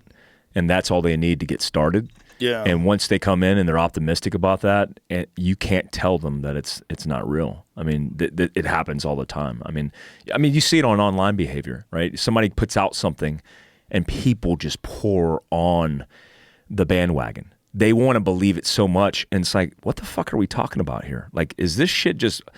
You said something, there's no evidence or proof of what you said, and everybody's like, let's do this. I mean, you could look at January 6th and think that. I mean, everybody jumped on the bandwagon, and then they showed up, and then they were like, oh, what the fuck what are we doing now? Not just that, but they were instigated by the FBI. That's what's really crazy. Yeah. What's really crazy to me is that, look, I'm not an anti-government person by any stretch of the imagination. I'm certainly not an anti-intelligence agency person. And I certainly do think they're very valuable.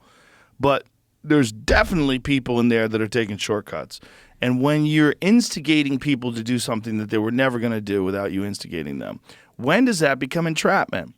Like when you look at the Whitmer case where they're trying to kidnap the governor of Michigan, and it turns out that 12 of the people that were involved out of 14 were federal informants? Like, what? Yeah. And then these two guys who get sent up the river for life, they're like, what the fuck? Like, this was all fantasy. I'm a moron. Yeah. Like, they organized it. They came up with the idea. They formulated the plan. They wrote it all out. They talked me into doing it, and then they arrested me. Yeah. And it's like, what it is the definition of entrapment, Right. And also it's what are you strategizing? Like, you're sitting at a table and you're coming up with strategies, and that's your course of action one. Your course of action one is like, hey, we got these two losers who have nothing better going on in their life. Let's convince them to do some dumb shit and then put them in prison, and then it's a victory for us all. How much shit, like the cartel, all the drugs, all the real issues that we have to deal with, and these are the things that you're focused on? I mean, most of these guys who came out of the January 6th debacle, like the guy who sat at Nancy Pelosi's desk, he's like, Yeah. I didn't fucking know what I was doing. He's like, I didn't even know it was Nancy's desk. I saw a piece of paper and thought it was Nancy, and I wrote her a note, and I regret the whole thing. It was fucking dumb. Is that an insurrection, or is that just dumb people doing dumb things? It's definitely dumb people doing dumb things, and it's definitely poor security. And there's also a lot of weird shit where the cops just open up the gates and let those people pour through. Yeah. I'm sure you've seen they were those walking videos. them through. Yeah. And then there's that guy Ray Epps, that famous guy who they show him at the Capitol telling people to go in, and nobody's arrested that guy, no charges at all, and the FBI won't comment as to whether or not that guy was working with them. It's crazy. Look, for sure, they do find people that are about to do horrible shit. They infiltrate terrible organizations, and they do stop people in their tracks of doing terrible shit. But they don't know when they get in there, and then they instigate, and they're trying to make a arrest, and then you have stuff like the Whitmer case. Yeah. Well, if you look at Waco, too, or even Randy Weaver, when you provoke and when you turn somebody into a potential threat, let's call them domestic terrorist, what did you do to incite that reaction? Right. I mean, Randy Weaver didn't do shit. Yeah, he broke the law. Likely he broke the law. But the idea that you're going to go there, kill his son with no recourse, and then somehow make it better by putting sniper hide positions and setting him up, if they killed him, like if social media existed back then, there would have been riots. I hope there would have been some kind of protest or dispute. But like even in my situation, the shit happened and there's no consequence. Nothing was done. Ted Cruz chewed out the FBI director. They deleted the shit. I'm still labeled it on all the platforms, and we could do nothing about it. And your Shopify is still gone. Oh yeah, the Shopify thing, and it kind of bothers me because I like Shopify, and we had good success on Shopify. It's really easy to use for a new entrepreneur. Like, go out and get a Shopify fucking account, but I couldn't get it. I mean, they deleted my website that we worked really hard to build. They deleted all of our consumer data, which makes a business nowadays on e-commerce, and gave us no explanation, not one. They basically said, we don't owe you an explanation. You're deleted. That's so crazy. And it also it gives you the incentive to become completely independent. 100%. Here's what I will say. It wasn't necessarily a bad thing. It's the idea of resilience. You learn resilience by exposing yourself to difficult circumstance. And then you adapt through adversity and you become more resilient.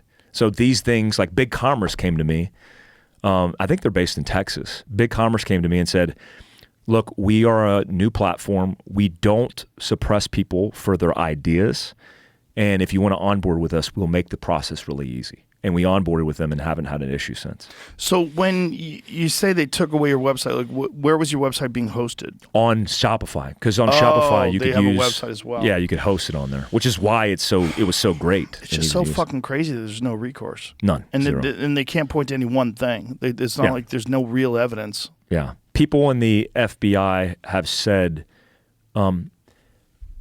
American Contingency and Mike Glover were not domestic terrorists or organizations. They were just a pass-through entity that likely could lead to domestic extremism, which I don't even. If you put me so on, then it's fucking so's Home Depot. Yeah, you put me on a document and you say these things about me and it gets leaked. That's not good for my fucking business. I have a book deal. We're doing a History Channel show, like all the shit. I was waiting for them to drop me on everything. And then I likely would have went to bat to get a lawyer and everything else and spent the money and invested in it. But to be honest, I don't have enough time or money to deal with that shit, and we have to move forward. I don't know what else to do. That's probably part of the thing that they count on, is that you don't have the money to, of course, to move forward. They'll drag that shit out. Yeah, and that's exactly what they'll try to do. It's just it's very infuriating to me. And it's also, I think what you teach is very valuable. I mean, I've watched a bunch of your videos, and it's all common sense and really good knowledge and the way you lay it out. And I think it's good for people to learn. It's like if you find yourself in a situation where you can use some of these tactics and information to save your life or the life of others, isn't that valuable? And are we trying to pretend that it's not possible that the grid can go down, or that it's not possible that a natural disaster could take place, or it's not possible that there could be some sort of an attack where you have to flee the city? That's crazy. It's crazy to pretend that possibilities aren't possibilities. A lot of the things that we teach now are likely to get worse with time. If you look at all the bad statistics, they're up. If you look at all the good statistics, they're down. And, in terms of what? Well, if you look at, let's take crime, for example. Crime is up across major metropolitan, highly populated, democratically ran areas, up 25 to 50% across the bandwagon. That's violent crimes, that's homicide, murder, rape, all the bad stuff. Is it really that high? 25 to 50%? 25 to 50% in most metropolitan areas. Homelessness. You've seen the homelessness epidemic that is truly a systemic issue in San Jose, LA, New York, San Francisco are the biggest ones. That's like top 4. Those numbers are not going down. They're only getting worse. Does that speak to our lack of preparedness? Absolutely. It speaks to our lack of resilience. Most of the things that we thought we were going to teach at Fieldcraft were originally hard skills. Let's teach shoot, move, communicate. Let's teach how to apply a tourniquet. Let's teach how to use a ham radio, all that shit. That's important. But what's more important is building resilience in people, and that takes a different conversation and understanding. I also think it takes kind of an understanding of how the shit works in the first place, because what we're really talking about in disaster is catastrophe, which is just how you react or respond based on a stressful situation. there's a term, trait anxiety. You ever heard that term, trait anxiety? No. Trait anxiety, I think I heard you recently talk on a podcast about people kind of not being resilient because they're already fearful of circumstance. And a lot of that lends itself from trait anxiety, which is people's, whether it's their experiences or background or their triggers and trauma or just their condition in stress. A lot of people walk around with trait anxiety where small shit is big shit. First world problems, a traffic jam could turn you into a sympathetic nervous wreck where you literally are in fight or flight, smashing the steering wheel, screaming at the top of your lungs, more likely to commit a violent act. Well, why would that be important in preparedness? Because how you react to stress in low grade or high grade is important because high grade is the catastrophe. Low grade is just everyday shit. So if you're not conditioned for low grade, you'll fall the fuck apart when you have high intensity and volume and short duration in time. So all of these things that we talk about in resilience are important to navigate. You have to be very good at navigating and being more resilient. Well, there's a lot of people that don't experience any discomfort other than annoyance, mild annoyance. They don't have any real stressors put on their mind or on their body.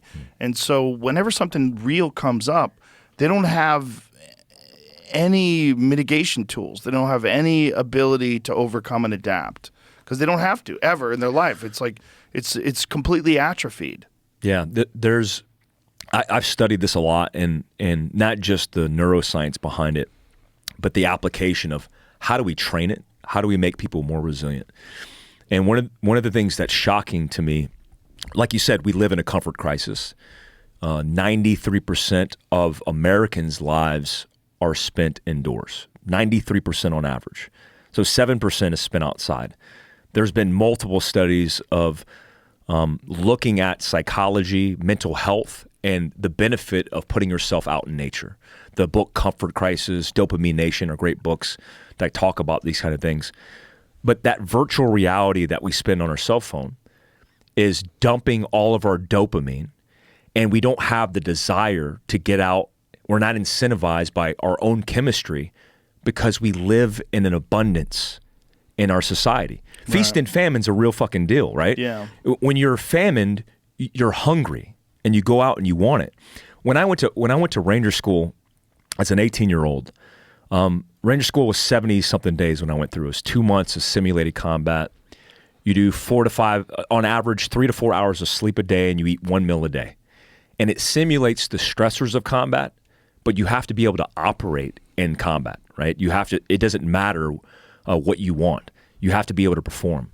After that course, at the end of that course, when I got told I was a go and I hadn't recycled, I took a shower after a couple weeks in the field. And the last phase of that's in Eglin Air Force Base in the swamps of Florida. I smelled like dog shit. I felt like it. And when that water hit my back and that warm water like soaked my body, it was profoundly created a memory in me of, man, that was impactful, right? So when I look back at my personal experiences, the most impactful moments were also the most famished moments in my life where I didn't have anything. It was very scarce. We live so comfortable in abundance, we don't have a calculation for this. So we think everything that's going wrong on social media, which is emotionally controlling the fuck out of us, is a disaster. Yeah. When an actual disaster hits you in the fucking face, maybe literally hits you in the face, then you're awoken and you go, fuck, oh, what do I do now? And you don't have the tools and you don't have the resilience to navigate it. Yeah, the way I've described it is the worst thing that's ever happened to you is the worst thing that's ever happened to you, even if it's someone being mean to you on Twitter. Yeah. If that's all that's ever happened, that's the worst thing. But that if you don't have the skills and if you don't have the experience of something actually bad happening where you have to figure out how to survive, or at the very least something where your character is tested and your ability to deal with adversity is tested and tested all the time. Because I believe it's like a muscle, and I don't think it's anything that you could just like leave alone and know it's always going to be there for you. It's not like testing your resolve I think it's a very important thing.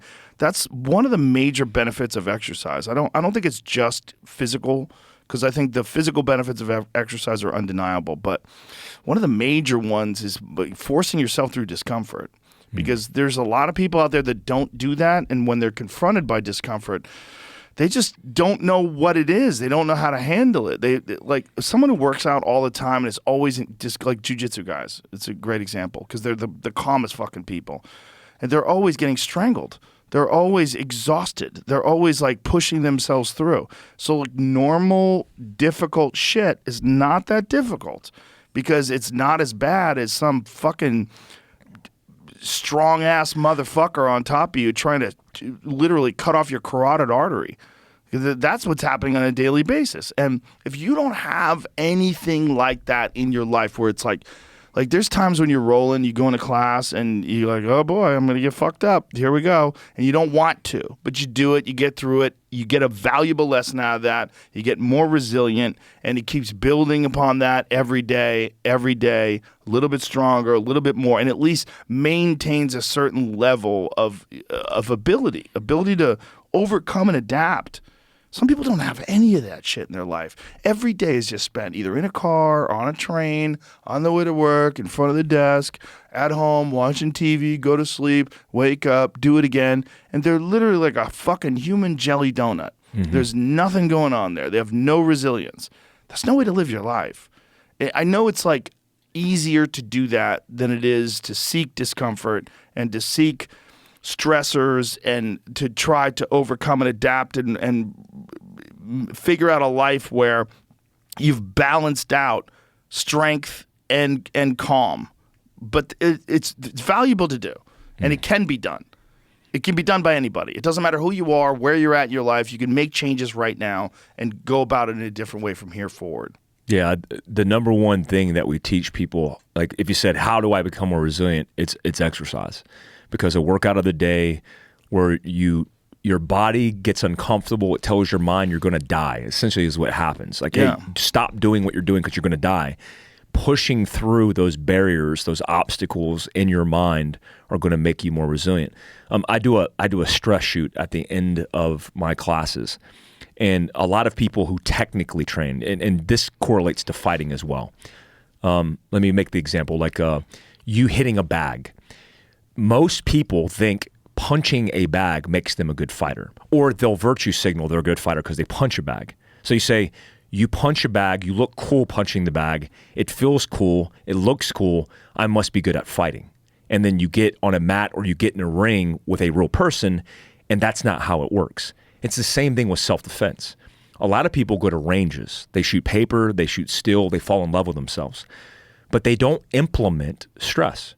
Because when you are in a parasympathetic rest and digest and you go in a flash, cortisol, norepinephrine dumps, and you're in a sympathetic fight or flight response, you shift. Your heart rate goes and spikes to 150. If you're not conditioned, 170, 180, 190 beats per minute. That is going to feel like chaos.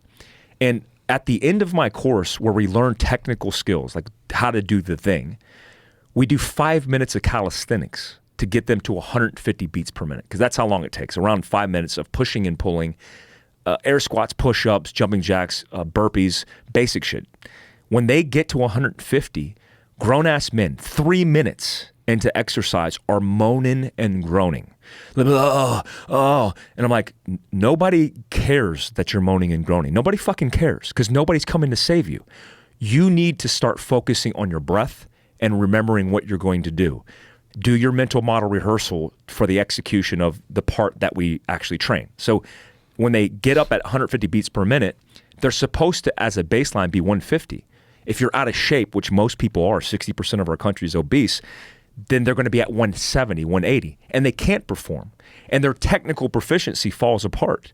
And that's what I want to see, because I want to see what you suck at. I don't want to shake you.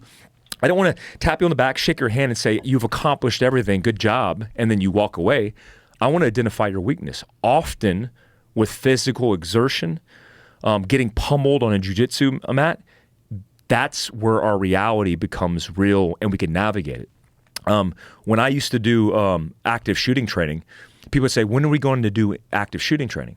I'm like, at the end. Like, oh, okay, we're going to do it at the end. So they're anxious. Before they would go into the active shooting scenario, based on the protocol that we taught, I would take these law enforcement officers, grab them by their uniforms on a mat, and I'd start pummeling them. And so we would start rolling basic jiu-jitsu, and I would start applying pressure where needed. Some of the guys who weren't trained in jiu-jitsu would immediately go into a fight or flight. They would start hyperventilating, hyper-aroused, and they would get anxious. They would start like almost screaming, and I would have to coach them, calm down, collect your breath.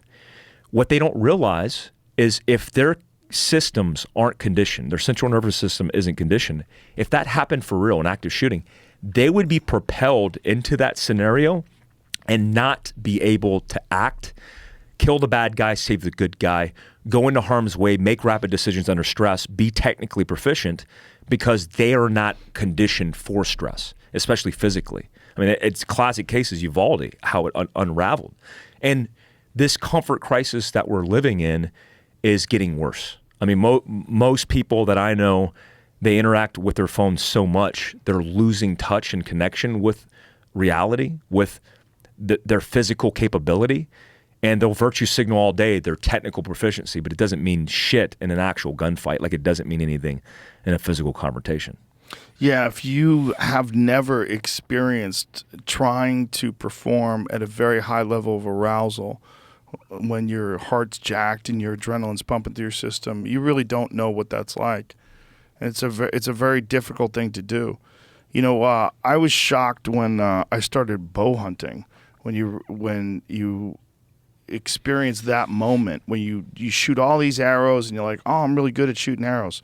I've got it down. And then all of a sudden a screaming bull is moving through the trees and you have this open window to shoot and your heart is fucking hammering in your chest and your pin's moving around like this. And you're like, oh my God, like I got to figure out a way to calm myself the fuck down. Like I was shocked that where there's really no, I mean, the consequence is I don't want to wound an animal. And I don't want to fuck it up. I want it to be a clean and ethical kill. So there's no danger to me. But yet your heart rate is fucking jacked through the roof because it's an alien sort of experience. It's a very new experience. Multiply that times 100 if your life's on the line. Mm-hmm. Multiply that times 100 if you're actually being attacked by that animal. Multiply that times 100 if a person is trying to get you and you're not accustomed to being able to respond and deal with stress. And that's most people. Yeah, you'll find this fascinating. This is, you ever heard of the term hypoarousal? Yes. So I've heard you talk about it a couple times. The problem with this idea of being hypo-aroused, playing possum, the feign response, is it's not widely studied. There's a woman named Amanda Ripley. Have you ever interviewed Amanda Ripley? No. She wrote the book Unthinkable, and it's a real good book on why people live, why people die. I'm fascinated by that shit and survival. She talks about the Virginia Tech shooting. Horrible circumstance that took place at Virginia Tech where shooter goes into the school, kills 32 people, and then kills himself.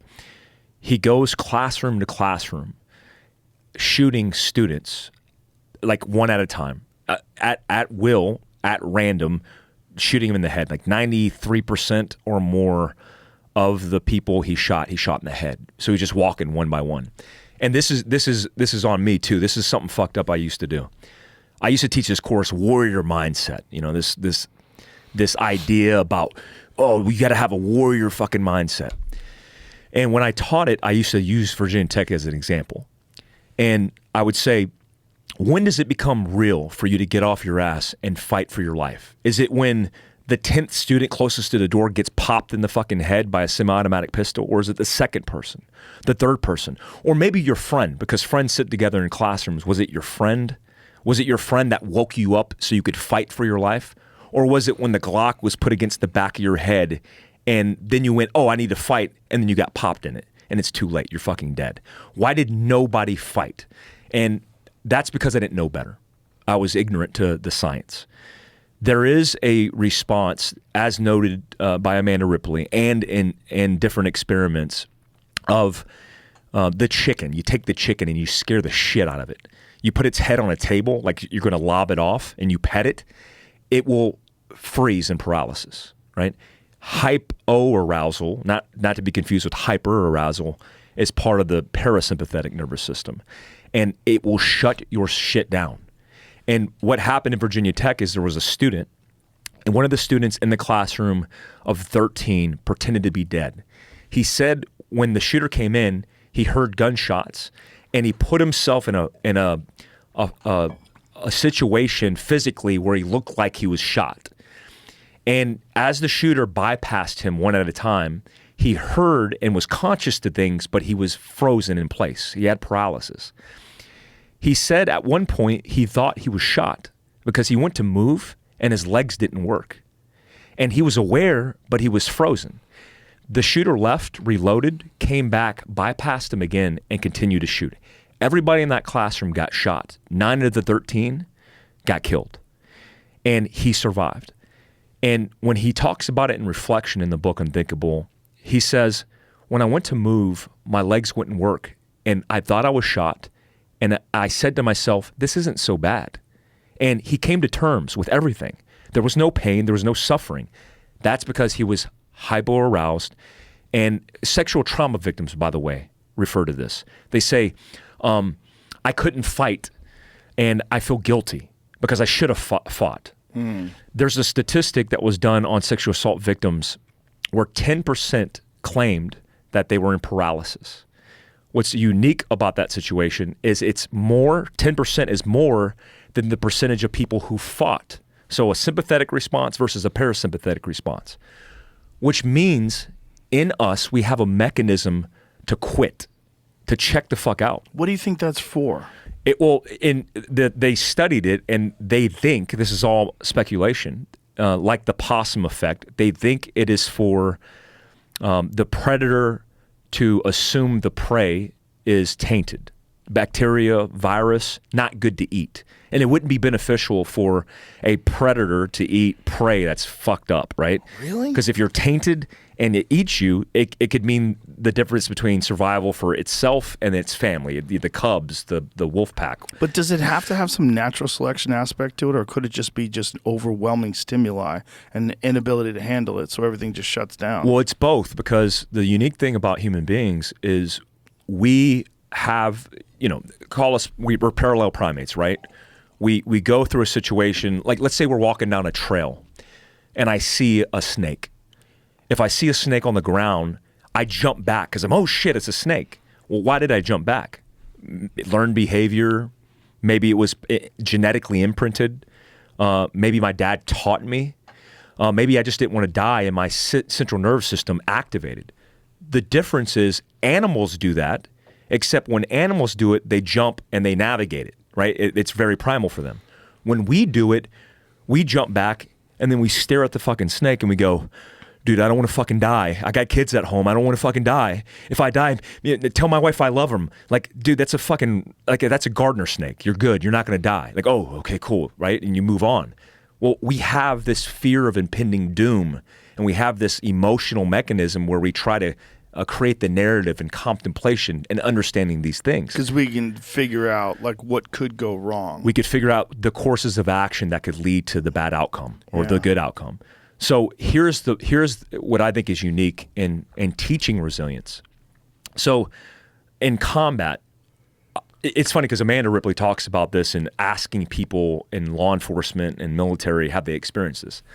Dude, I've experienced this so many damn times. I have one time I was in a gunfight in Iraq, and I was in a ditch. There was a group of Navy SEALs up in a compound providing security. My buddy Kevin Owens, who works for me now, he's an accomplished sniper in Green Beret. He was on twin 240 machine guns, like in a vehicle.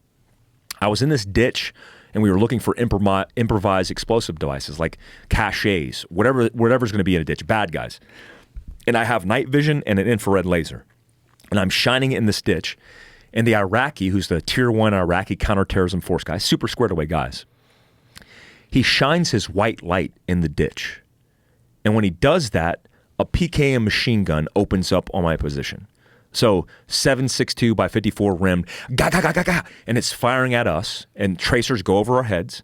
I fall on my ass, lift my gun, and start shooting at the point of origin, the poo site. So I'm shooting at the position, and I look down, and he's in the fetal position.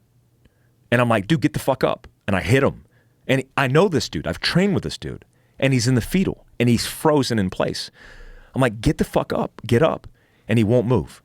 So I grab him and drag him 20 yards while the SEALs in the compound wall are reacting to contact, and I drag him across this field and get him into the compound wall, and I'm like shaking him. I'm like, dude, what the fuck is wrong with you? And he wakes up.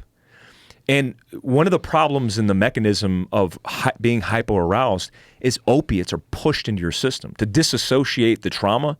Some even speculate to disassociate the transition from life to death to make it easier, which is fascinating. And I'm like, dude, get your shit together. Like, get up. He gets up. We talk about it post-op back at the base. He doesn't even realize what happened. He's like, dude, he's like, what happened? I'm like, dude, you completely were in a fetal, like almost crying. I thought you were paralyzed. He goes, I don't remember, Mike. I don't know what happened. I'm like, oh shit. So his mind just shut down. His shit shut down. And wow. Here's where what I figured out. There are triggers in trauma as part of this resilience concept that we don't really think about. This happened to me in Afghanistan in a different rotation. I'm trained as a Green Beret, like going through the woods, doing patrols, my M4, doing that thing, small unit tactics, basic shit that I know. I know Field Manual 7-8 like the back of my hand. It's what I understand. Nobody trained me how to act or how to be conditioned with a 107 millimeter rocket impacting near my position. A 107 millimeter rocket's like this big. It has stabilizers front and aft, and it could be shot off a rock. Like the Taliban would set these things on rocks, lob them. It's a Russian, Chinese munition. It stabilizes and impacts the earth.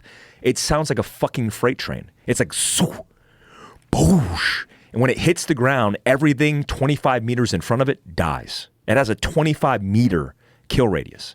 So everybody is trained for the small unit tactics, react to contact in the woods in North Carolina. That's where we get trained. But standing in the middle of an open field in Afghanistan on a helicopter landing zone, taking 107 millimeter rockets that are decimating everything in your path, scared the shit out of me. The first time that happened, I remember I ran behind a HESCO and I froze. Now I worked through this circumstance. It's called illusion of centrality. Illusion of centrality has to do with working through what you can control. So if you get overwhelmed by stress, it's going to crush you because you're going to freeze and you potentially would die in place. If you have the illusion of centrality, you have focus on the things that are in front of you because they're within your control. So I was like, fuck, I don't want to die. Get out of your head and fucking move. Do this one thing. So I ran out, I grabbed a concertina wire piece and moved it, not even realizing my hand was cut. Guys were on the riverside, so they came up through the concertina wire. We got the vehicles in line and started shooting.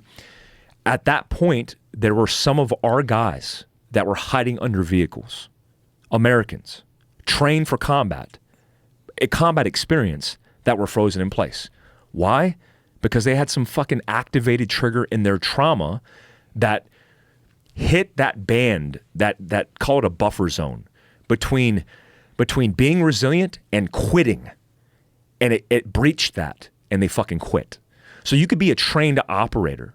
You could be the most high-speed human being technically in the world, and one thing can set you off, and you could collapse and die in place because you don't have the tools.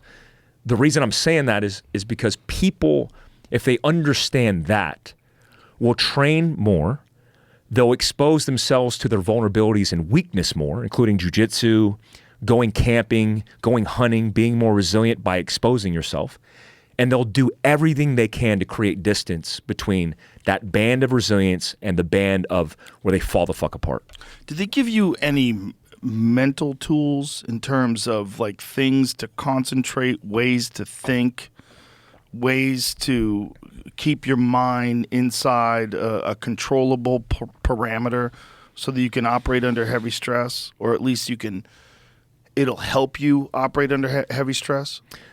Not really. But so we learned a lot of this without knowing what we were doing. A lot of people think guys in the military, especially in combat arms, they think we're adrenaline junkies. Yes. And that's common. Here's the catch. I don't think any of us are adrenaline junkies at all. I've been on Little Birds, MH-60s, feet hanging off the helicopter on the way to go assault a target of foreign fighters, sleeping on the helicopter prior to infilling. And hey, get up 1 minute out. Like, Roger, get up, kind of adjust your kit, get everything ready, hit the target, fast roping on targets, hitting the X. My 5 rotations on Iraq, all of those were special operations, and all of them very dynamic rotations. I never once, I've been in situations where I almost was killed, and it was super, super crazy of a situation, but I wasn't overwhelmed with stress. I've looked at my guys on a target, and all of them are standing out in the open in the middle of a gunfight, and they're just kind of hanging out. I'm like, guys, can you fucking take a knee? And they're with night vision, with infrared lasers on their guns, and they're standing out in the open. But I'm like, hey, take a knee. Do something besides standing in the open. So relaxed. So there's another version of this where you're so conditioned. So when I look at my career and my experiences, we were over-conditioned. I don't know if over-conditioned is a bad thing, but we actually were complacent in a lot of ways because we got away with a lot, but also because we were so conditioned for it. The protocols that we teach is, number one, breathe. And it sounds, I've heard guys on your podcast, I pay attention to guys like Huberman who put this stuff out. Breathing not only off gases CO2, it also brings you back to your body. It gets you out of your head and brings back awareness in your body. If me and you are free falling, have you ever free falled? No. Dude, you got to do that shit. No, I don't. I know. Andy Stump he wants to tether you to his body. Shit. For charity. Fuck off, Andy. For charity. Yeah, We're going to do it I'd for rather charity. donate money. I'll cut you a check. Fuck off, Andy. Oh, man. If me and you were falling, and this is an example of something we did, but we didn't realize what we were doing. If me and you were falling in free fall, and I was the new guy, and you were the senior guy, you would be flying around me like a fucking hummingbird, like zipping around me effortlessly. I would be overwhelmed by stress, freaking the fuck out in my head. I would be very narrow in my focus, not seeing my altimeter, seeing the earth coming closer to me, and scared shitless. If I did look at my altimeter, I would glance at it and it would be hyper-focused. And then you would look at me, and to calm me down, you would do this, right? That's the hand and arm signal to arch. So I would do this. So what you're doing, for people just listening, you're just shaking your hand. Shaking your hand, right? Like it's wet. It's wet. Oh. So this is the hand and arm signal for arch. This is the hand and arm signal to relax. So if you said this, like this, when I did this, I'm literally moving my hands, which is bringing awareness back into my body because I'm not thinking about impending doom in my head. And all of a sudden, my body relaxes. And I'm like, oh, fuck. And I'm like, oh, I could see my altimeter. Oh, things aren't so bad. We get in our heads a lot, and breathing not only helps optimize oxygen in our body under stress, but it also is the awareness that if I'm breathing, I'm also thinking about breathing, which means I'm not thinking about impending doom, that I'm going to fucking die. The second thing, we could wrap that part up with just affirmation. Most people, we're our own worst enemies, right? We beat ourselves up routinely. I heard you say you don't have to, nobody needs to criticize you because you do it enough to yourself. I'm the same way. I don't need critics because I'm my own worst critic. That could be a detriment. But also, if you look at confirmation bias, the unique thing about confirmation bias is it's like this cell phone. If I pick up this cell phone and I could record in 4K, which is typical of most phones, that's kind of how our brain and our senses work. If I pick this phone up and I push record and record it in 4K, it would stop recording when I've met all the bandwidth. I filled up the memory. And it would crash. And then I would have to partition it. I'd have to shut it down, and it's fucking reset. So if we are thinking about that in psychological terms, in confirmation bias, we create the narrative. Then I go out into the world focused. I can't keep it running in 4K, so I can only partition my focus. I'm looking at you, you're looking at me, we're focused, and then we shut it down. We watch YouTube and stare into oblivion for fucking an hour. We get back to whatever and we're focused. You could only partition your focus. The problem with us is if we are looking for confirmation of the narrative in our heads, we'll go out into the world and we will look for evidence that we are who we say we are. So if you wake up and you're like, I'm a fat piece of shit, then you'll walk into the world looking for evidence of that and go, that dude looked at my stomach. I fucking knew it. He looked in disgust. I'm a fat piece of shit. Because that's how we collect the evidence. It's how faith is based. Because that becomes our faith and our new belief. If somebody who's religious doesn't look at an accident. Hey, 6 kids died in a van rollover. That's tragic. I question my belief in God now because God would never do that. They do the opposite. They go, you know what? Was there another vehicle that bypassed through there? Yeah, that could have been T-bone. That had 2 people's lives in it. They have a family. That's a miracle of God. And that reaffirms my faith and my belief. We do the same thing every day. So if you want to become more resilient and more focused as a person, you need to wake up and say, I'm the fucking best. I mean, I know Andy Stumps, Jack Carr, and all the Navy SEALs that I know, they live this because they think they're the best. Navy SEALs think they're the fucking best. That's how you become more resilient, because if you affirm every day, even if you're not, and you say you're good enough or you're the best, you're going to do well. It's like the Jocko shit, it's Goggin shit. It's that easy. You just say, I'm the fucking best. I'm a badass. I'm going to do it. And if you go out in the world looking for that belief, you'll find it and you'll get better. So you think there's a negative aspect to being too self-critical because you can sort of program yourself that you are a piece of shit? 100%. Yeah. I mean, here's what's But there's also, you could bullshit yourself to think you're the best when you really suck. A lot of people are like that. Yeah. So what's the balance? So let me give you an example. Like if a guy works out with me, I did on my YouTube channel, Mike Glover Actual, I did a mental health video. And my mental health video was simple. I said, don't be fucking lazy. And a lot of people were like, well, what do you mean don't be lazy? I'm like, exactly that. Don't be fucking lazy. Because if you want to do something in your life that it requires improvement, it likely correlates to action. And that typically correlates to physical fucking movement. So you want to be a better fighter, you physically got to remove your ass from the couch, flick the Doritos out of your belly button, and get into the fucking dojo, right? So it's a plan of action, not just a plan, period. A lot of people who come to my training, they do 5 minutes of calisthenics. I had a guy, I won't mention his name, I don't even fucking remember his name, but I don't mention this situation exactly. But we're doing 5 minutes of calisthenics and his world is falling apart. He probably shows up with an idea who he thinks he is inside of his head. He does the thing and realizes, holy fuck, 5 minutes of calisthenics just whipped my ass.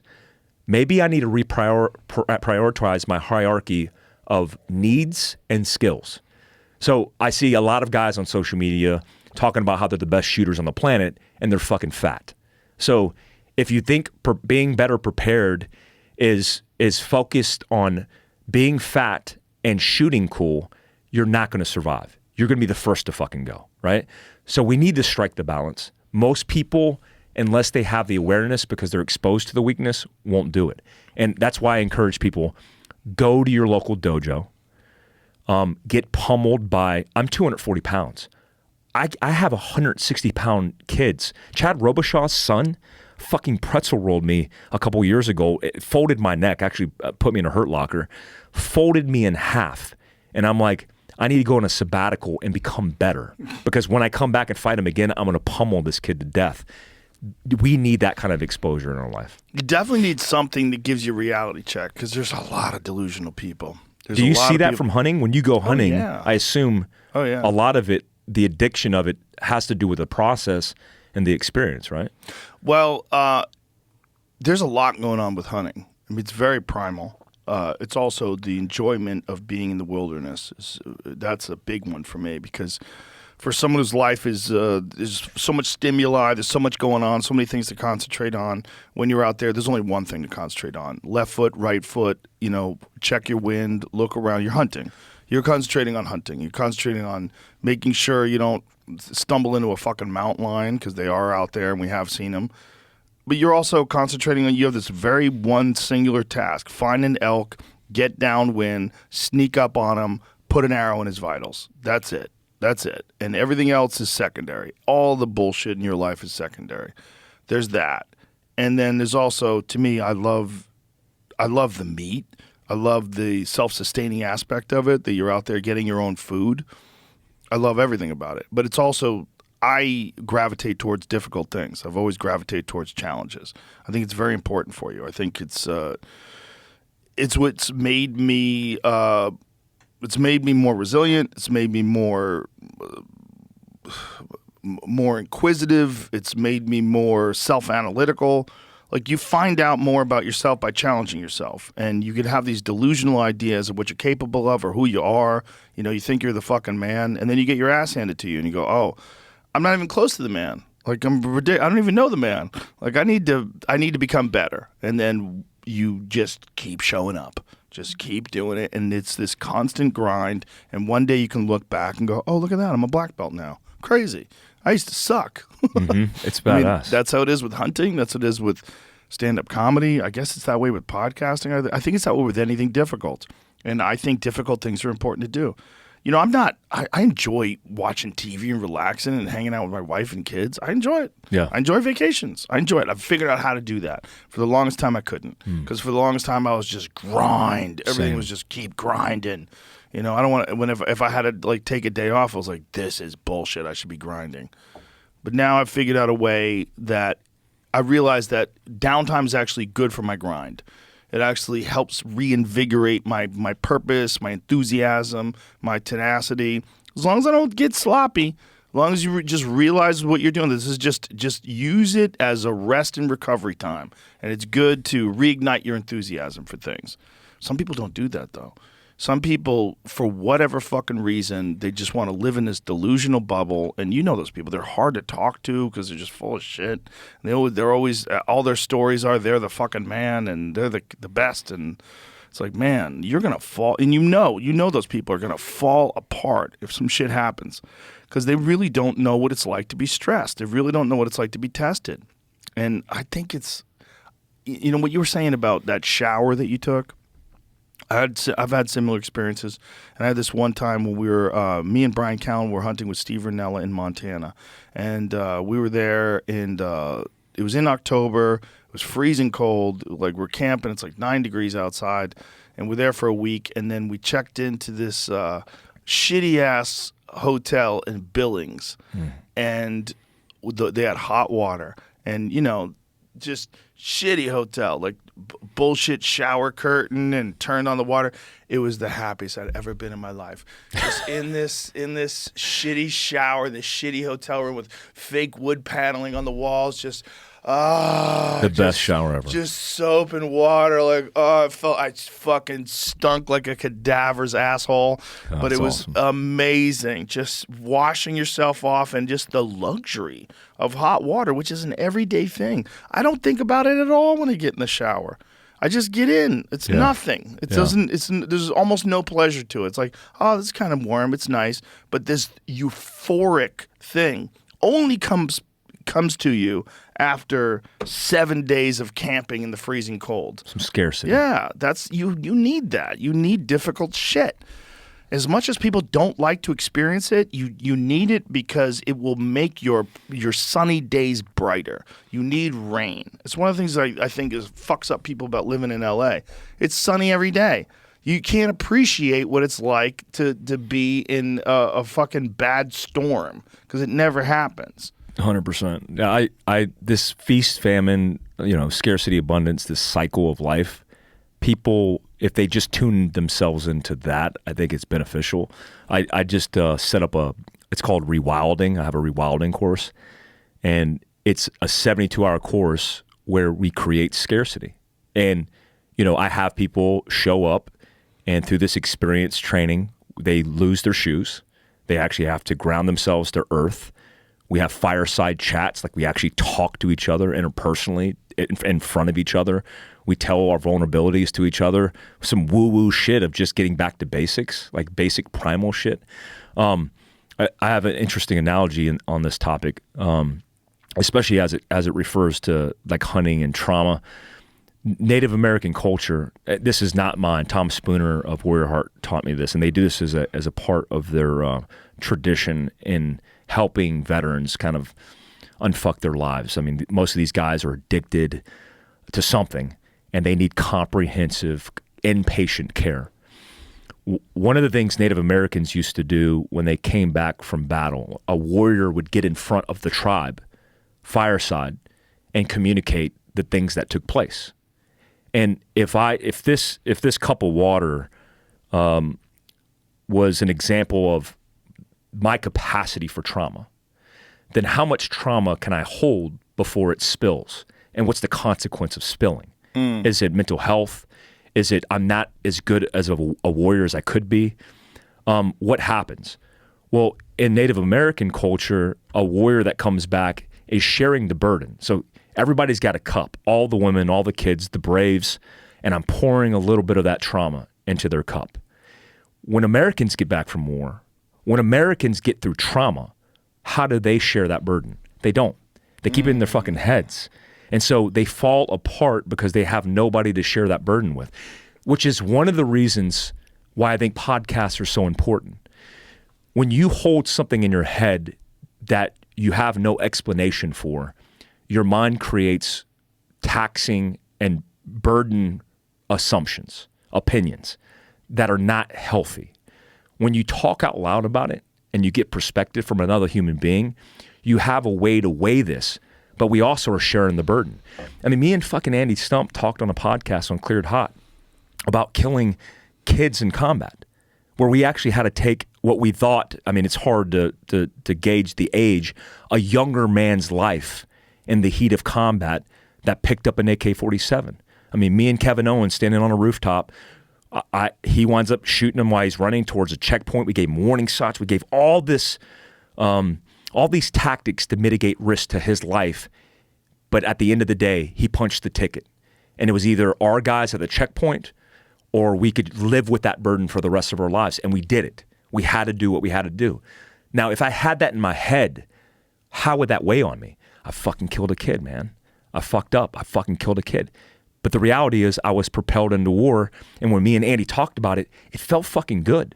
Because I shared a little bit of that burden and he was able to relate because he had the same fucking story. The story he shared, he had never said out loud ever. It was always been in his head. After the podcast, we talked about it and he's like, dude, that helped. I don't know why, but talking about it helped. And that's the benefit, I think, of podcasts. It's the benefit of sharing this burden and trauma. And most certainly this and the virtuing of what we want to communicate because we want people to perceive us a certain way versus what lies in this cup and what needs to be talked about are two different things. Yeah, for people just listening, you just picked up your phone to indicate social media. Yeah, I think what you're on to is dead right, and I think that's probably why the Native Americans did it. And it's probably when you're saying that it helped you and that it helped Andy, it's probably something we're all missing. We really don't have those kind of discussions anymore about the things that bother us. Everybody internalizes, and the kind of communication you do on social media, you're right, it's like a virtue signaling, or it's bullshit. Like you read these verbose passages that people leave on their Instagram pictures, and it's always self-aggrandizing, and of course. Yeah, and it's the opposite. It has the opposite effect. It's not cathartic at all. It doesn't help you because there's no. I think we have to do that kind of shit one-on-one too. People have to be there with you. They have to feel it with you. Yeah, that's.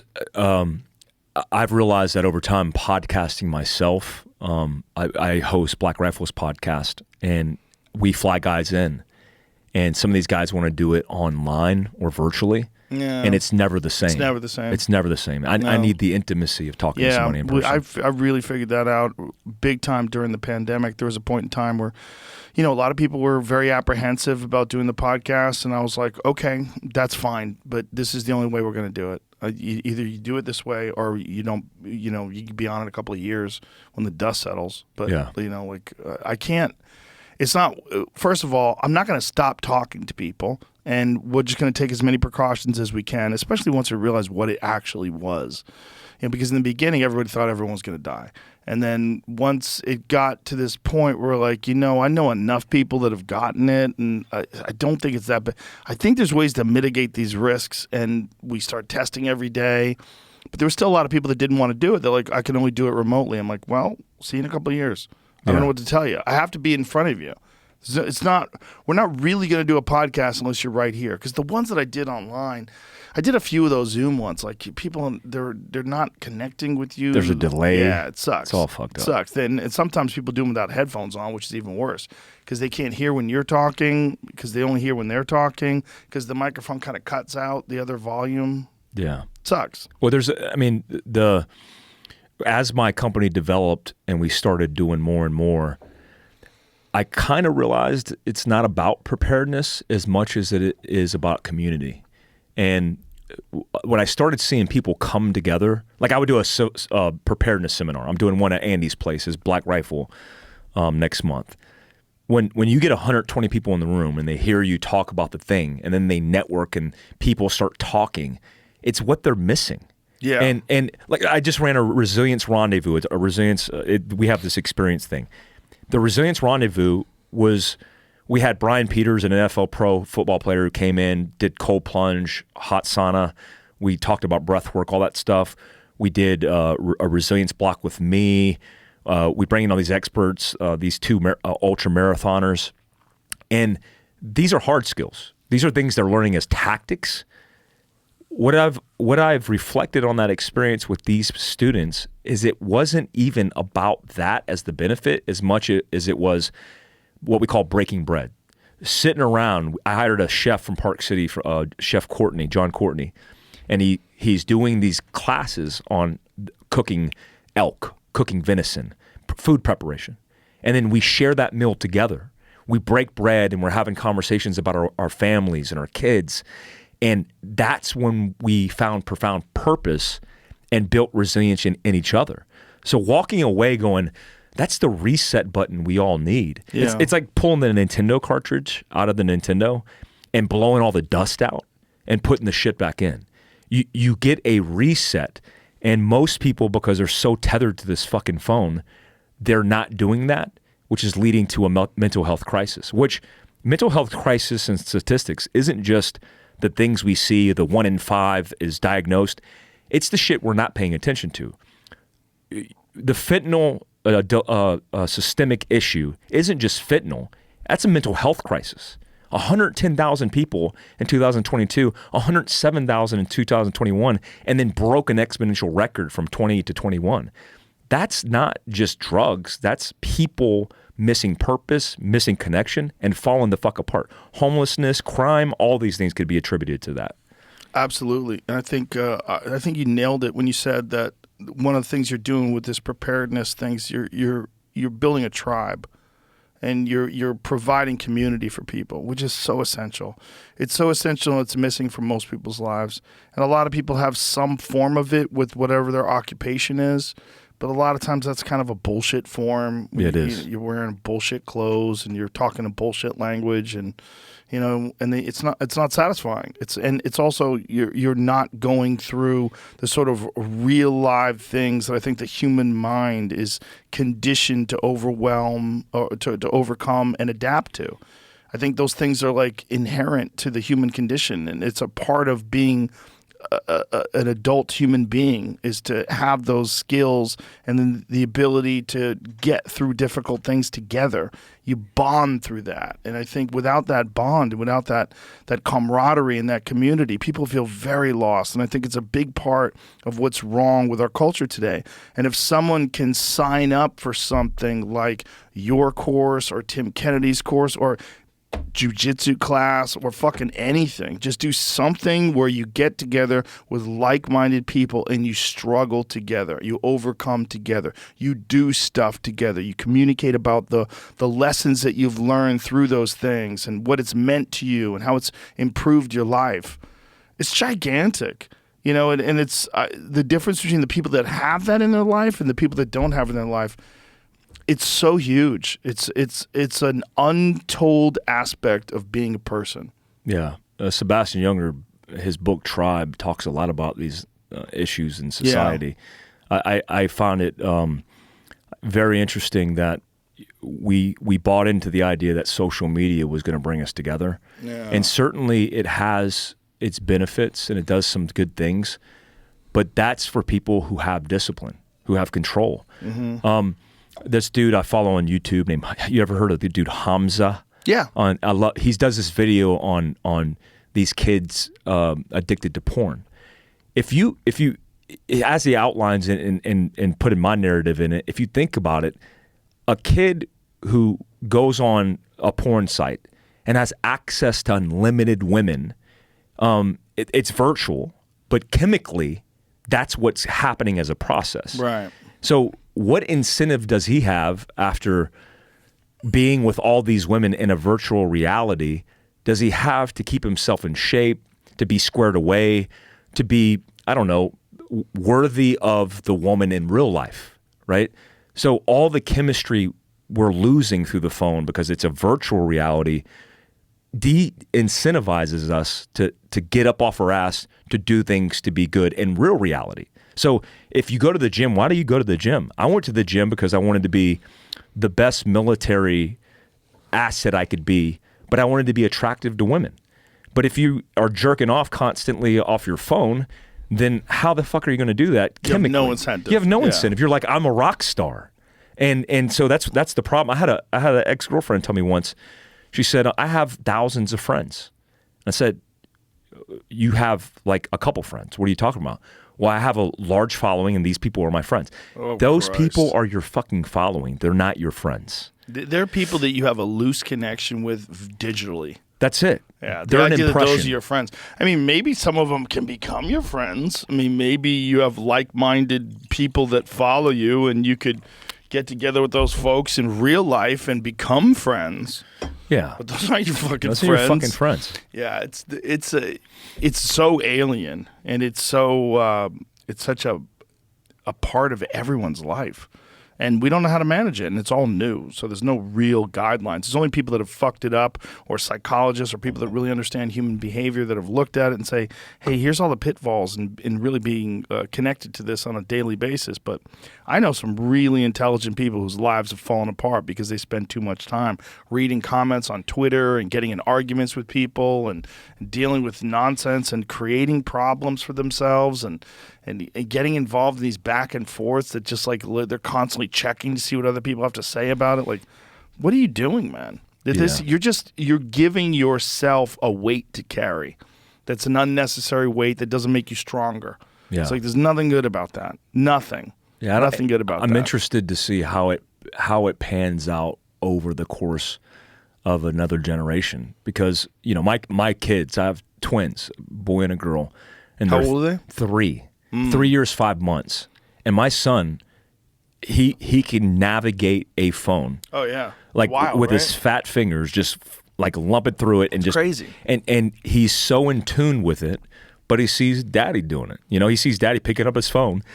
And you can't get away from that, but you could certainly regulate it. I mean, you could certainly be disciplined about the interaction with it.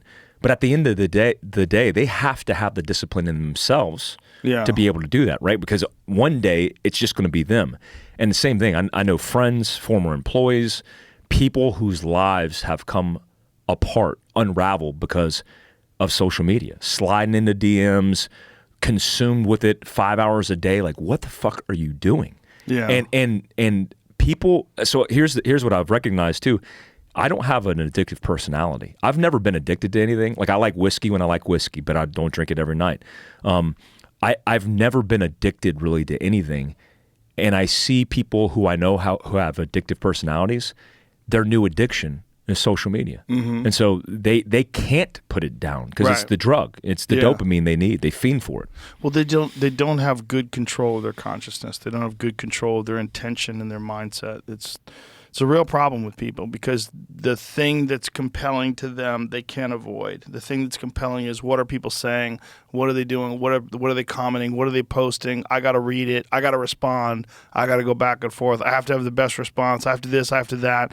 And then there's people that are addicted to TikTok. They're just scrolling like mindlessly like robots, Zombies. watching things happen. And they're not doing anything. And you've lost hours of your time. You've absorbed nothing. You've got no information. There's no net benefit to what you've done. And it's everywhere. Yeah. It's everywhere. So many people are doing it. It's wild to watch my kids, like with TikTok, watch them stare at their phones and going through it. I'm like, hey, that's the devil. Put that fucking stupid thing down. Yeah. Like, what are you getting out of that? You're not getting anything out of that. But what's amazing is, it's really amazing. Watch their ability to navigate through computers and navigate through cell phones. Like, my 12-year-old can fucking edit a video with her thumbs in like seconds. I don't even know what she's doing. She's moving shit around and putting it. I go, how do you know how to do that? Like, Isn't that how are you crazy? doing that so good? Yeah, I think, I can't remember who said this. Somebody was talking to me about it. A Clint Trial, a buddy of mine, was telling me about how we grew up analog, right? We grew up in an analog society where the things that we did were all very instinctive. And we were outside drinking out of garden hoses, fucking running the streets. And that kind of upbringing lends itself to being able to adapt. Adaptation is the number one characteristic of survivability. It's adaptation, being able to adapt on the fly. That top 10% and that 10-80-10 rule, you want to be in the top 10%, you got to be able to adapt. But if your only adaptation is navigating technology, then how is that going to work out for you in the future? And if you look at generations in 20-year cycles, we are the last generation to live analog and not grow up with it at our disposal. Yeah. So it means we aren't typically emotionally charged by things that we see or read. We typically don't take things out of context because we want to know in the weeds what the actual truth is. But there are posts on social media.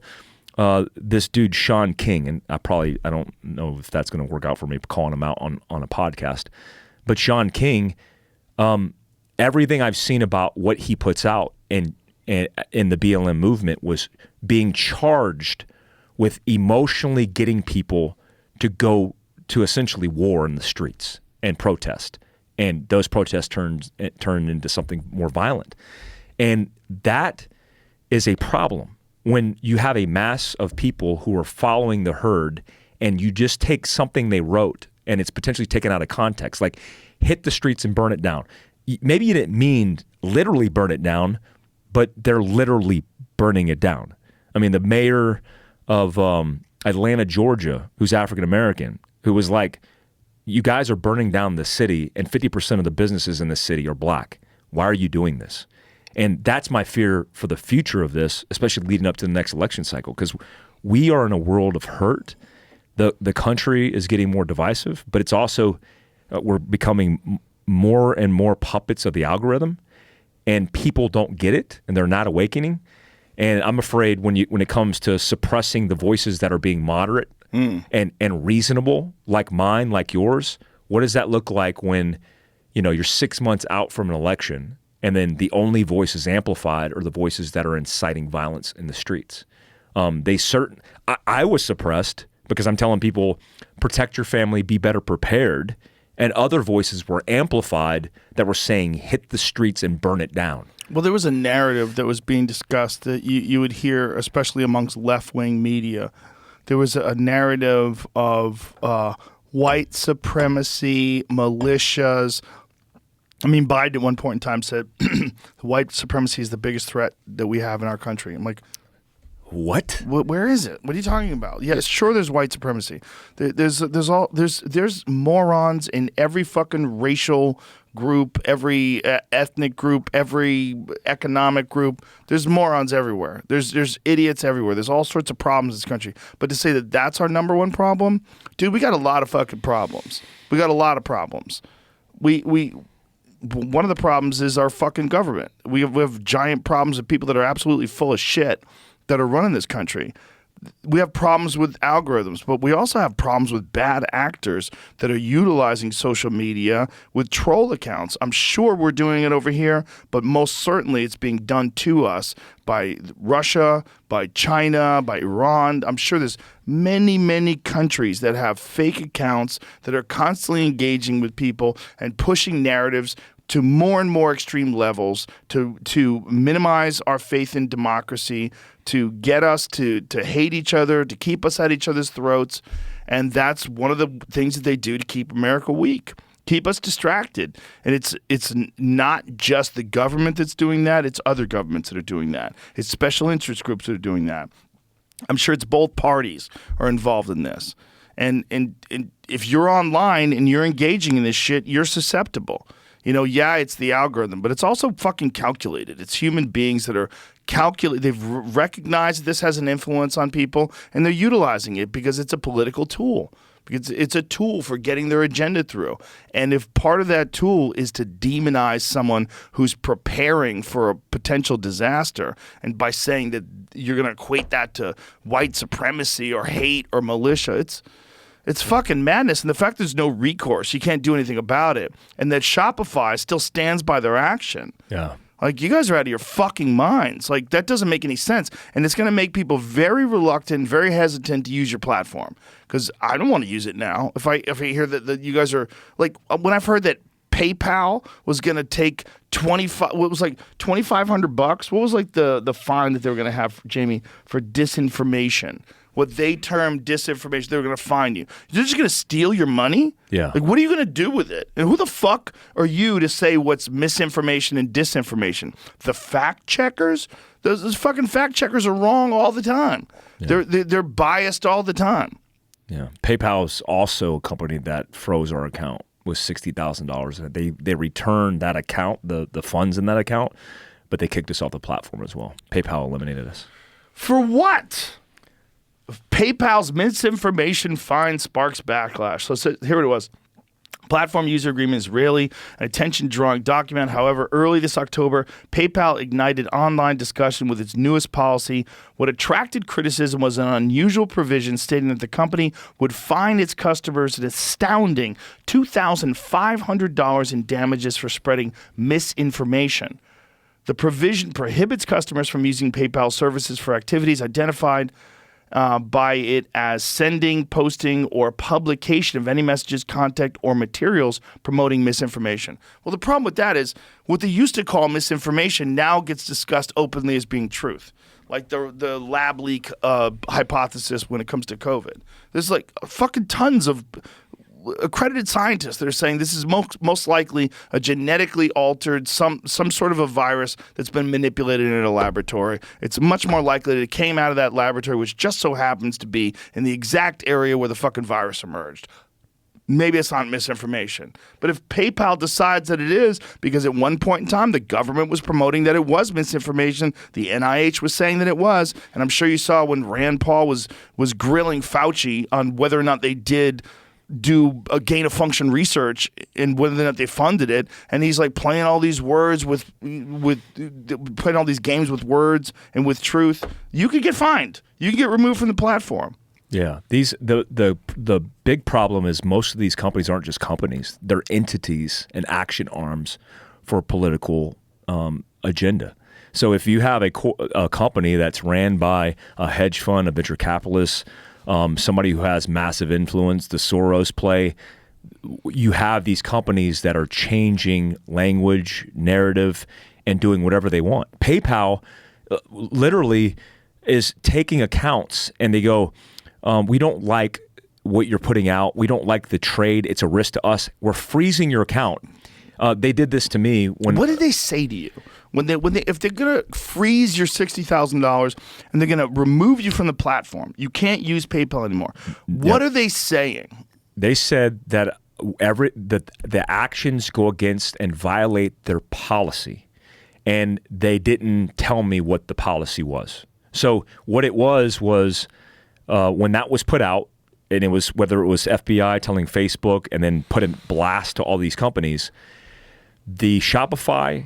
The connection through PayPal, because it was e-commerce and PayPal was a checkout option, got canceled, and then the e-commerce connection from it's called it's basically the bank channel from the bank to your e-commerce platform in Shopify. It's a plugin that got deactivated as well. So WooCommerce, Shopify, PayPal canceled us, and they said it goes against our policy, but we won't tell you what the policy is. Originally, PayPal canceled me for a period of time because they said I was selling a knife. We don't sell knives. And we did a picture of a knife. The knife industry knows this. This is freaking crazy. Josh Smith from Montana Knife Company deals with this all the time. If you have a knife and you advertise it on Facebook, that's like advertising a gun, essentially. They will take you down and they will cancel you, suppress you, because it's a pocket knife. It's a pocket knife and a hunting knife. But they won't delineate between that and like a weapon of war, assault knife, whatever they want to call it, right? So they have these stipulations where they say, if you are violating our terms, we don't have to tell you what term you're violating. And so the problem with that is not just that they're canceling you. The problem with it also is there's not any onboarding options. When you don't have options in the e-commerce because everybody's on the damn platform, then how are you going to work that way? Like Facebook, everybody's like, well, screw Facebook. Yeah, I want to say screw Facebook, but I'm a small business entrepreneur trying to drive sales and conversion through a market, and there's billions of people on Facebook. Sure, I can operate in an echo chamber in Heber City, Utah, but I would like the opportunity to grow my business like everybody else on this platform and do good, but I can't do it because we get canceled. And I think a lot of it too. So was it just a knife? I mean, was it what? Just a knife. It was a picture of a knife for hunting that originally got us flagged. Was it a knife you reviewed or recommended? It was a knife. It was a knife that we showed a picture of with a picture of the knife in a log, and the knife was sticking in a log, and it was talking about knives in survival, like best options for survival knives. So it was just like an article. Nothing. I have never done anything extreme because I know how to fucking play the game. Like I know psyops, I know propaganda, I know what to say, what not to say, and I play the fucking game. And even when playing by the rules, because we fit in a category that they don't like, we get fucking suppressed. It's just amazing that they can just arbitrarily decide to remove you from the platform when if they had an objective look at what you do, they'd go, oh, this is not bad. Yeah. It doesn't make sense to me. I mean, it seems like something that you would want everybody to know a little bit of. Yeah. Well, the firearms industry as a whole deals with this. Yeah. If you have, I think Bank of America was involved in this. I might be mistaken here, but Bank of America and a few other banks said, hey, if you're doing any transaction with guns, we're going to cancel you. I have my FFL SOT. I have the ability to move, transfer guns, buy guns, sell guns. And if I work with certain banks and do certain things like e-commerce platforms, they'll shut you down. Like you can't own and operate a gun business under Shopify. But my intent was like, oh, we're not going to do that. And so we'll do firearms training. Oh, well that might be a problem. Like so being responsible by teaching people responsible ownership and handling is a problem now. So a service industry, product industry, and firearms anything is bad. Big Commerce came in. They're like, we don't care what you do as long as it's moral and ethical. We'll support you, and that's the only reason we're open today as a business. Well, we're very fortunate that there are companies like that do exist, but it's very disturbing to me that a company like PayPal would just decide arbitrarily that someone who teaches preparedness is a danger or some company that they don't want on their platform. And they just arbitrarily remove you. Yeah, and not even like have a hearing on it, any form of a discussion. Well, I'm such a small player, and it's easier to blanket statement and execute than it is to look into the details. Because there's no appeals process? There's no appeals process. Like Shopify, Shopify had a team because we were in the top whatever percent of businesses doing a lot of revenue. We had a team that we moderated with to allow us to kind of optimize the experience for the end user. We wanted to plug in different things. It was a great user experience as an entrepreneur. When they offboarded us, we called the team, was like, dude, what's going on? And like, we can't talk to you guys. Like, what do you mean you can't talk to us? Like, what's going on? Like, read the email. The email said you have 48 hours to pull all your data. It's going to be erased forever. And we're like, So do you think they were contacted? 100%. I think they're contacted by the FBI on the back end. And Jamie, I don't know if you could do this, but if you even Google Mike Glover, I don't know, militia or Mike Glover domestic terrorist, this organization wrote this 20-page article, and USA Today republished the article. What organization? It's the Capitol Hill or some shit like that, the Capitalist or something. So nobody heard of this reporter. Leftist for sure, like extremist, extreme. Everything in the article is about like this guy is a CIA guy and he's starting his own militia and he's anti-government and all these things that I've never said. 20 pages. The problem was not that article because people write things in echo chambers all the time. The problem was national media was like, this is spot on.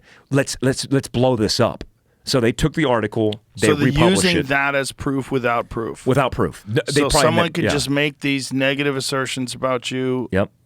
Wow. Yeah. I mean, in the article, they call me a white supremacist, which is like, I have always identified, I'm very proud of my Korean heritage, and I identify as an American first, but I'm Asian American. I mean, I have Korean in me from the Korean War. I mean, my dad was in the army. And That's my mom just in a Korea. cover up for being a white supremacist. Of course I know it what is. you're doing. I'm Asian from the waist down, man.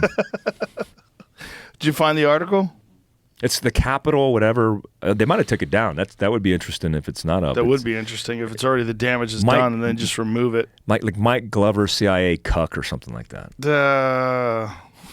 What a fucking world we live in. That week, so I did a YouTube video on my Phil Kraus Survival channel on YouTube, and I said I'm not a domestic terrorist. I said I'm not a domestic terrorist. I never did anything. I'm loyal to this country.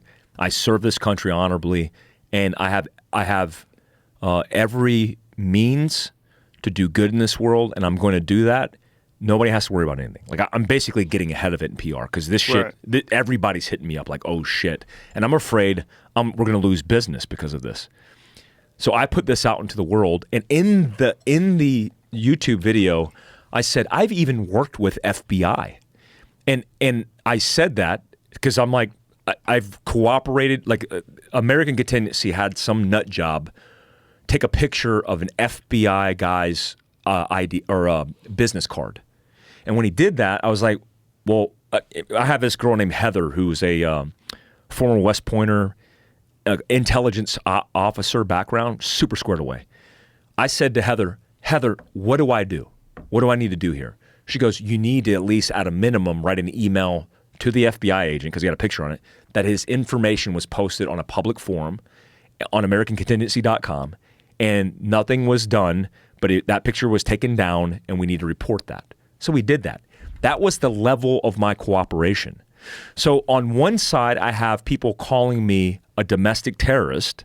On the other side, I have people sliding in my DMs calling me a bootlicker. They're saying, oh, you're a cuck for the FBI. You work for them. You're a CIA operative. You're a deep state actor. Like, what the fuck? And I'm somebody who I have a CBD fucking company. Like, we do CBD products because I believe in cannabinoids and like, I'm a hippie and I don't give a fuck about the fringes. I'm a moderate. I operate somewhere in the middle. And on one side, I'm a right-wing extremist. On the other side, I'm a bootlicker. And I'm like, I'm somewhere in the middle, I guess exactly where I need to be. But that's the world we fucking live in. That is the world we live in, and that's one of the reasons why free speech is so important. Because if a person like you can be labeled without any recourse, if you can be removed from social media, they could shape a narrative about you, and you can't say anything about it. And they could decide that in a more extreme time. You could be removed from all these social media platforms, and it would completely limit your ability to defend yourself. If I didn't have my buddy Al, who was my Facebook contact, he wasn't doing anything like in the underground. He was actually acting as an active advocate for veterans, because that's part of his job at Facebook. But he was moderating my Facebook account, which is tethered to Instagram. I did a post at Deseret on a hunt, 20,000+ likes, all this engagement, because I killed a beautiful 6x6 bull elk. my account gets deleted. I call Al and I'm like, Facebook? My Instagram, it corresponds. Your Instagram got deleted because you posted a picture of an elk you killed? A picture of an elk. How is that real? So I have a SIG rifle. Yes. Sitting in front of the on the elk, 6x6. I'm not showboating the death. I'm basically I'm humbled by the opportunity to hunt this beautiful animal, and I'm thankful because this animal, which it is feeding my family for the next year, and I'm appreciative of that. And I want to be a good advocate as a hunter for the hunting community and for people who look at it as something bad. I want them to think it's good, and so my position on it is very moderate. I don't want to be extreme about it because it's not extreme for me. My entire account gets deleted. I text and call Al, and I'm like, dude, what's going on? He looks at it on the back end. He says, you have 17 strikes on your account. I said, okay, what does that mean? Well, you have 17 reports of everything from extremism to animal cruelty, and I've never seen an account still up with 17. It's probably just living post to post and me moderating it and activating it each step at a time. So the only reason I have an existing Instagram account is because I have somebody on the back end who goes, what is going on? This is ludicrous. Like, reenact the account. And they reenact the account. Because on the back end, it basically says I have all this history of extremism because of the association with the FBI thing. And so if now my contact is gone because he got laid off in the metaverse, now I have no advocate. So the big problem, me, it's like my business. I'm doing this thing as a business, and we will adapt. But this animal cruelty thing, how's that possible that is a strike against your account when you're hunting? Because there's so many hunting accounts. If you have a culmination of multiple strikes against you, then any infringement against their policy. Like, if one person reports it and you have 0 strikes, no issues. If you have 10 strikes and 50 people report it, potentially not an issue. They'll just look at it, examine it. In India, by the way, where there's a cultural difference where they look at it and go, this dude's a warmonger. This is animal cruelty. Obviously, he's standing with a dead animal. That would be no issue. But because I have 17 strikes, and I have a track record in history, including the label of being a domestic terrorist. Al sent me the screen capture where they're like, we can't free up his American Contingency account because he's been labeled a domestic terrorist, and we can't free up domestic terrorist accounts. And you've been labeled this by just some random person who decides to say that with no evidence at all. Likely the Federal Bureau of Investigation through this one asshole, this one analyst who probably still works for the FBI. Wild. Yeah. And just so people understand, I am not anti-government either. I work for the government. I'm anti-stupid people because people are dumb. And I don't think this is a mass conspiracy against Mike Glover, Fieldcraft Survival, American Contingency. I think it's just dumb people doing dumb things. The problem, like you said, is there's no consequence. Yeah. So they can continue to do it. And yeah, what will I be out? Yeah, I'll be out of business on social. Well, it's a private business anyway. You're on the platform. Woe is me, because now I can't operate on the platform. We'll adapt. What I'm really concerned with is when, I don't know, in a year, when we're getting ready for the next elections, they amplify the wrong, and then everybody who has an opinion in the right, they turn down, and then we're at a civil war. Well, that's most certainly the case when you have one political group or one political leaning that's in control of social media, which up until Elon bought Twitter was 100% the case. If you didn't go by this very narrow narrative, then you were ostracized, you were shadow banned. They lied. They said there is no shadow banning. And then one of the more interesting things about what Elon's done is releasing these Twitter files where you're going to get the chance to peer into the wiring under the board and you see, look, these not only did they shadow ban people, but they did it at the behest of the federal government. And they looked up accounts and they did all this shit to try to minimize certain narratives that they felt were bad for their party. And you know who's covering it? Nobody's covering it. Nobody's covering it in national media. I mean, there's email traffic that says do not push this at all. Which is Delete it. crazy. It's insane. It's such an important thing. And by the way, if it was going the other way, if it was going right, if there was a right-wing person in the White House, and all this stuff was being owned by the right, and all the social media companies were promoting right-wing agendas, 100%. You would hear that in the New York Times and the Washington Post. They would be up in outrage. They would be up in arms on CNN. They'd be up in arms on MSNBC. They'd be talking about it every day. It would just be like the Russia collusion, where that's all you heard all day, all night. Yeah, I hope we have, conservatives across the board are behind because they never focused on media in telling the story or influencing culture. And the problem is now is most of the narrative is controlled by leftists. And I'm not saying left, because people in my circle who are friends of mine are left. I'm talking leftist, the fringes of society. They control the narrative. And now for the first time, I think there are groups, Daily Wire, Fox Nation, Rumble, these guys are coming and they're trying to have influence. But it's like one step at a time. Yeah. And is it too late is the question. And the answer might be, yeah, it might be too late to influence the masses because all the kids growing up now are all fucked up. I don't think it's too late, but it's definitely, they're behind the curve. Super behind. Yeah. I mean, it pisses me off because I know a lot of amazing, wealthy conservatives who are middle of the road and they play the game. Like it's weird. Like they'll play the game because they don't want their shit affected, but they won't stand up for the right and start the platform. They won't invest in the thing that's going to help this country get off its feet and redefine the narrative. If we just simply redefine it, I think we'd be in a better place, in a better position. But right now, it's like we're at war. Yeah, well, we need open communication, and we need to respect people's opinions and beliefs. And you need to let those people discuss whatever their thoughts and beliefs are so you can find out whether or not you agree with it. Like, let the best, most well-formed argument win.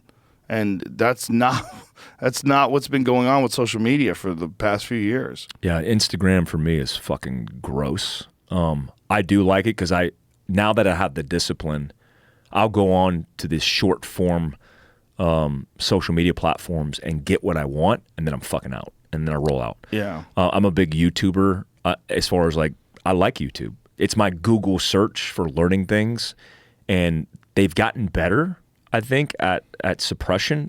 There used to be big issues. I do gun education content all the time and haven't seen the issues that a lot of people have originally complained about. But there are certain platforms and certain people that just drive this shit in the dirt, and they're willing to die on that hill. I mean, they just will continue to do it, and it's scary. I mean, I forgot I had a TikTok, and I was looking into some shit because I was like, oh, fuck, I think I'm going to set up a TikTok years ago because everybody thought it was going to be the next thing for education and all the stuff. But then all the stuff came out. I'm like, I don't want that TikTok.